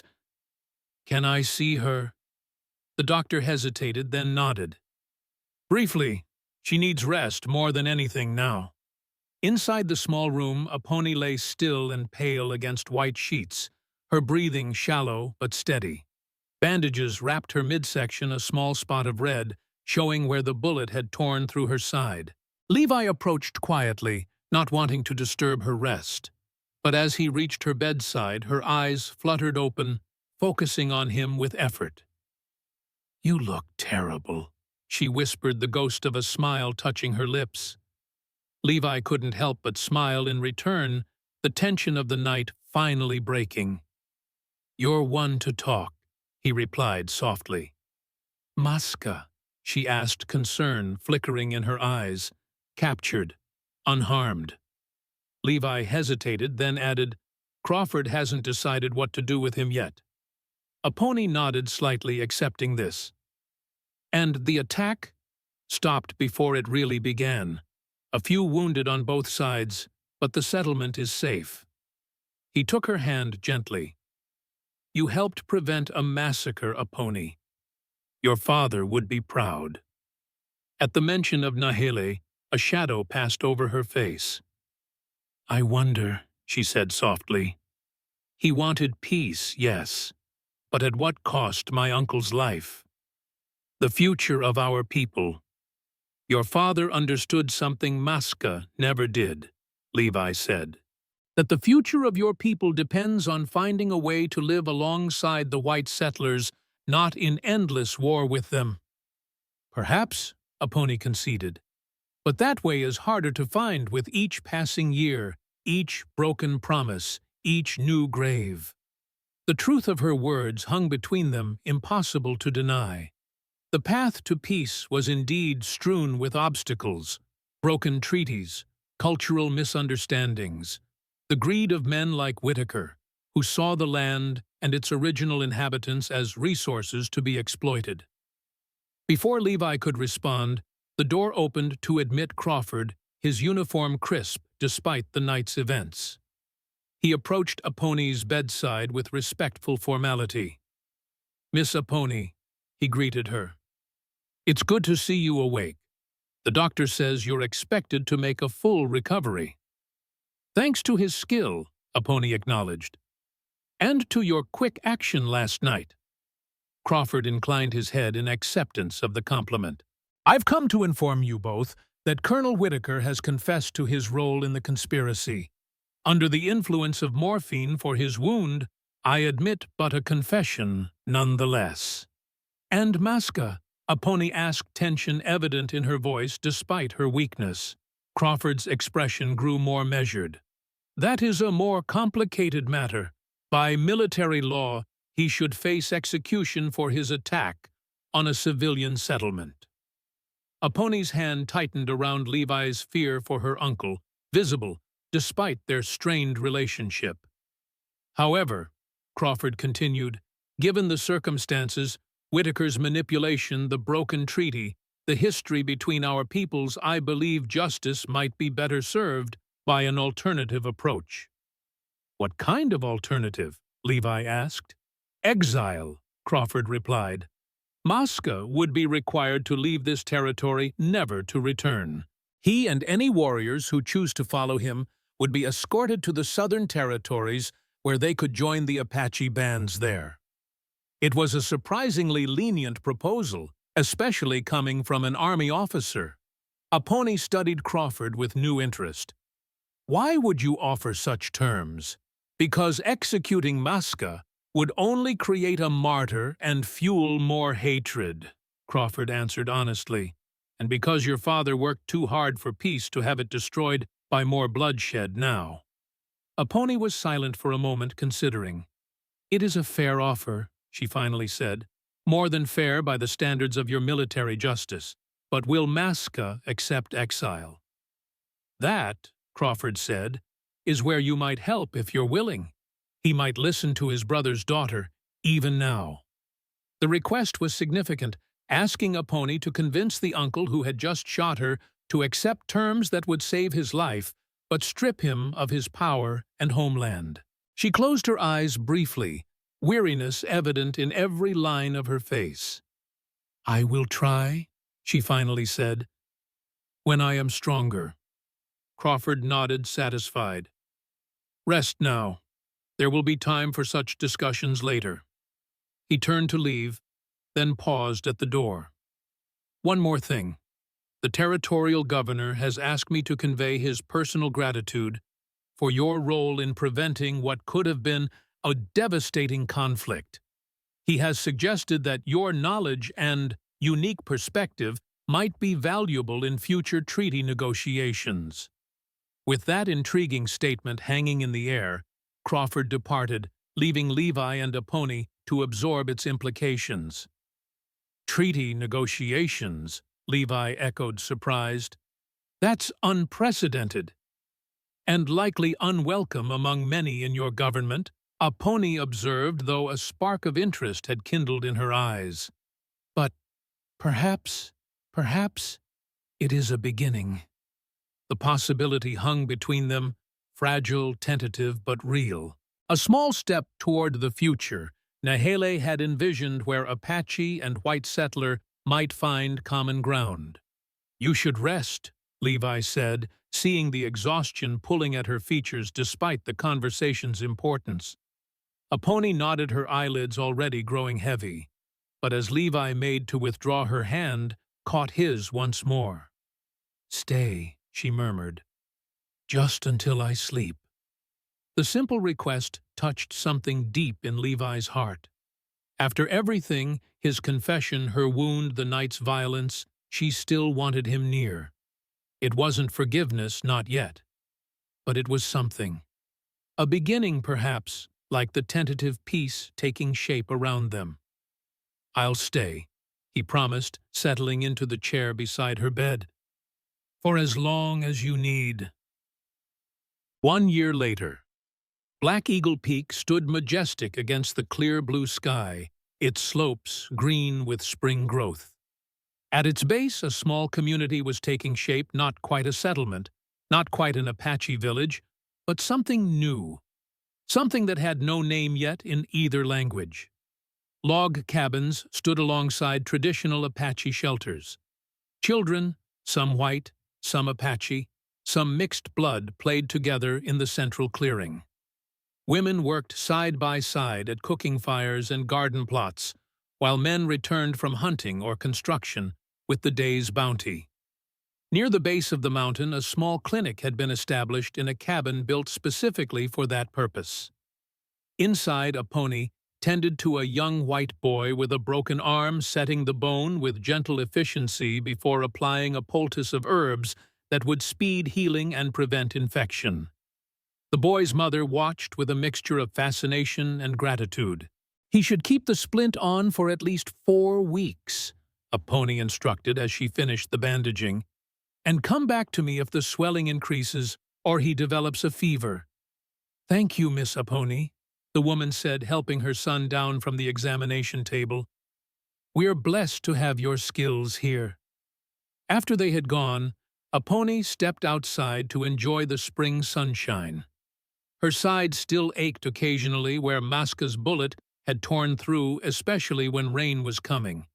But she had healed well, regaining her strength and mobility within months of the confrontation at Canyon Creek. So much had changed since that night. Whitaker had faced court-martial and been sentenced to 20 years' imprisonment for conspiracy and treason. Mosca had accepted Crawford's terms of exile, departing for the southern territories with a small band of loyal warriors. He had not spoken to Apache before leaving his pride, still too wounded by her role in his defeat. Most significant of all had been the new treaty negotiated with the direct involvement of both Crawford and Apache. It had established this unique community at the base of Black Eagle Peak, a place where Apache and white settler could live together, learning from each other, while maintaining their distinct cultural identities. The mountain itself remained sacred land, protected from mining or development. The gold that had nearly sparked a war would stay in the earth, a secret kept by the mountain and those who revered it.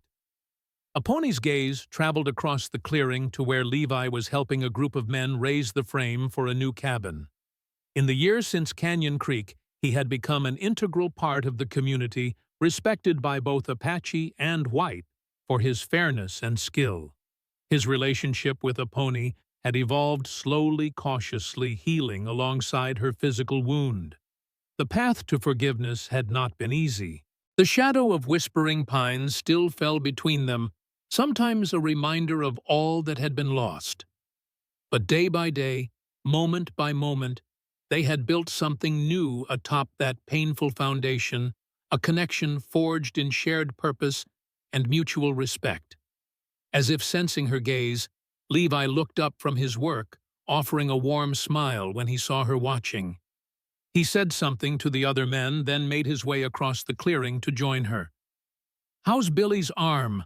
he asked, nodding toward the path the boy and his mother had taken. "Clean break should heal well," Apache replied. "Though I suspect he'll be climbing trees again before the splint comes off." Levi chuckled. "Probably. That boy has more energy than sense sometimes." He glanced toward the mountain, his expression growing more thoughtful. "Kimi came back from hunting this morning. Said he saw riders approaching from the east, Crawford and Mitchell most likely." Apache nodded, not surprised. The general and sergeant had become regular visitors to the community, their support crucial to its survival during the difficult early months. "The treaty review," she guessed. "It's that time already." "1 year to the day since it was signed," Levi confirmed. "Crawford will want to see how we're progressing." "He'll be pleased, I think," Apache said, surveying the thriving community around them. "We've accomplished much in a year." "Thanks in large part to you," Levi pointed out. "Your healing skills, your knowledge of the mountain and its resources, your ability to bridge the gap between two worlds." Apache accepted the compliment with a slight nod, though privately she knew it had been a collective effort. Every member of the community had contributed to its success, including Levi himself. They walked together toward the edge of the clearing where a simple wooden bench had been placed to offer a view of the valley below. Sitting side by side, they enjoyed a moment of peaceful silence, watching an eagle soar on the thermals rising from the sun-warmed earth. "I had a dream last night," Apache finally said, her voice soft with recollection. "About my father and mother.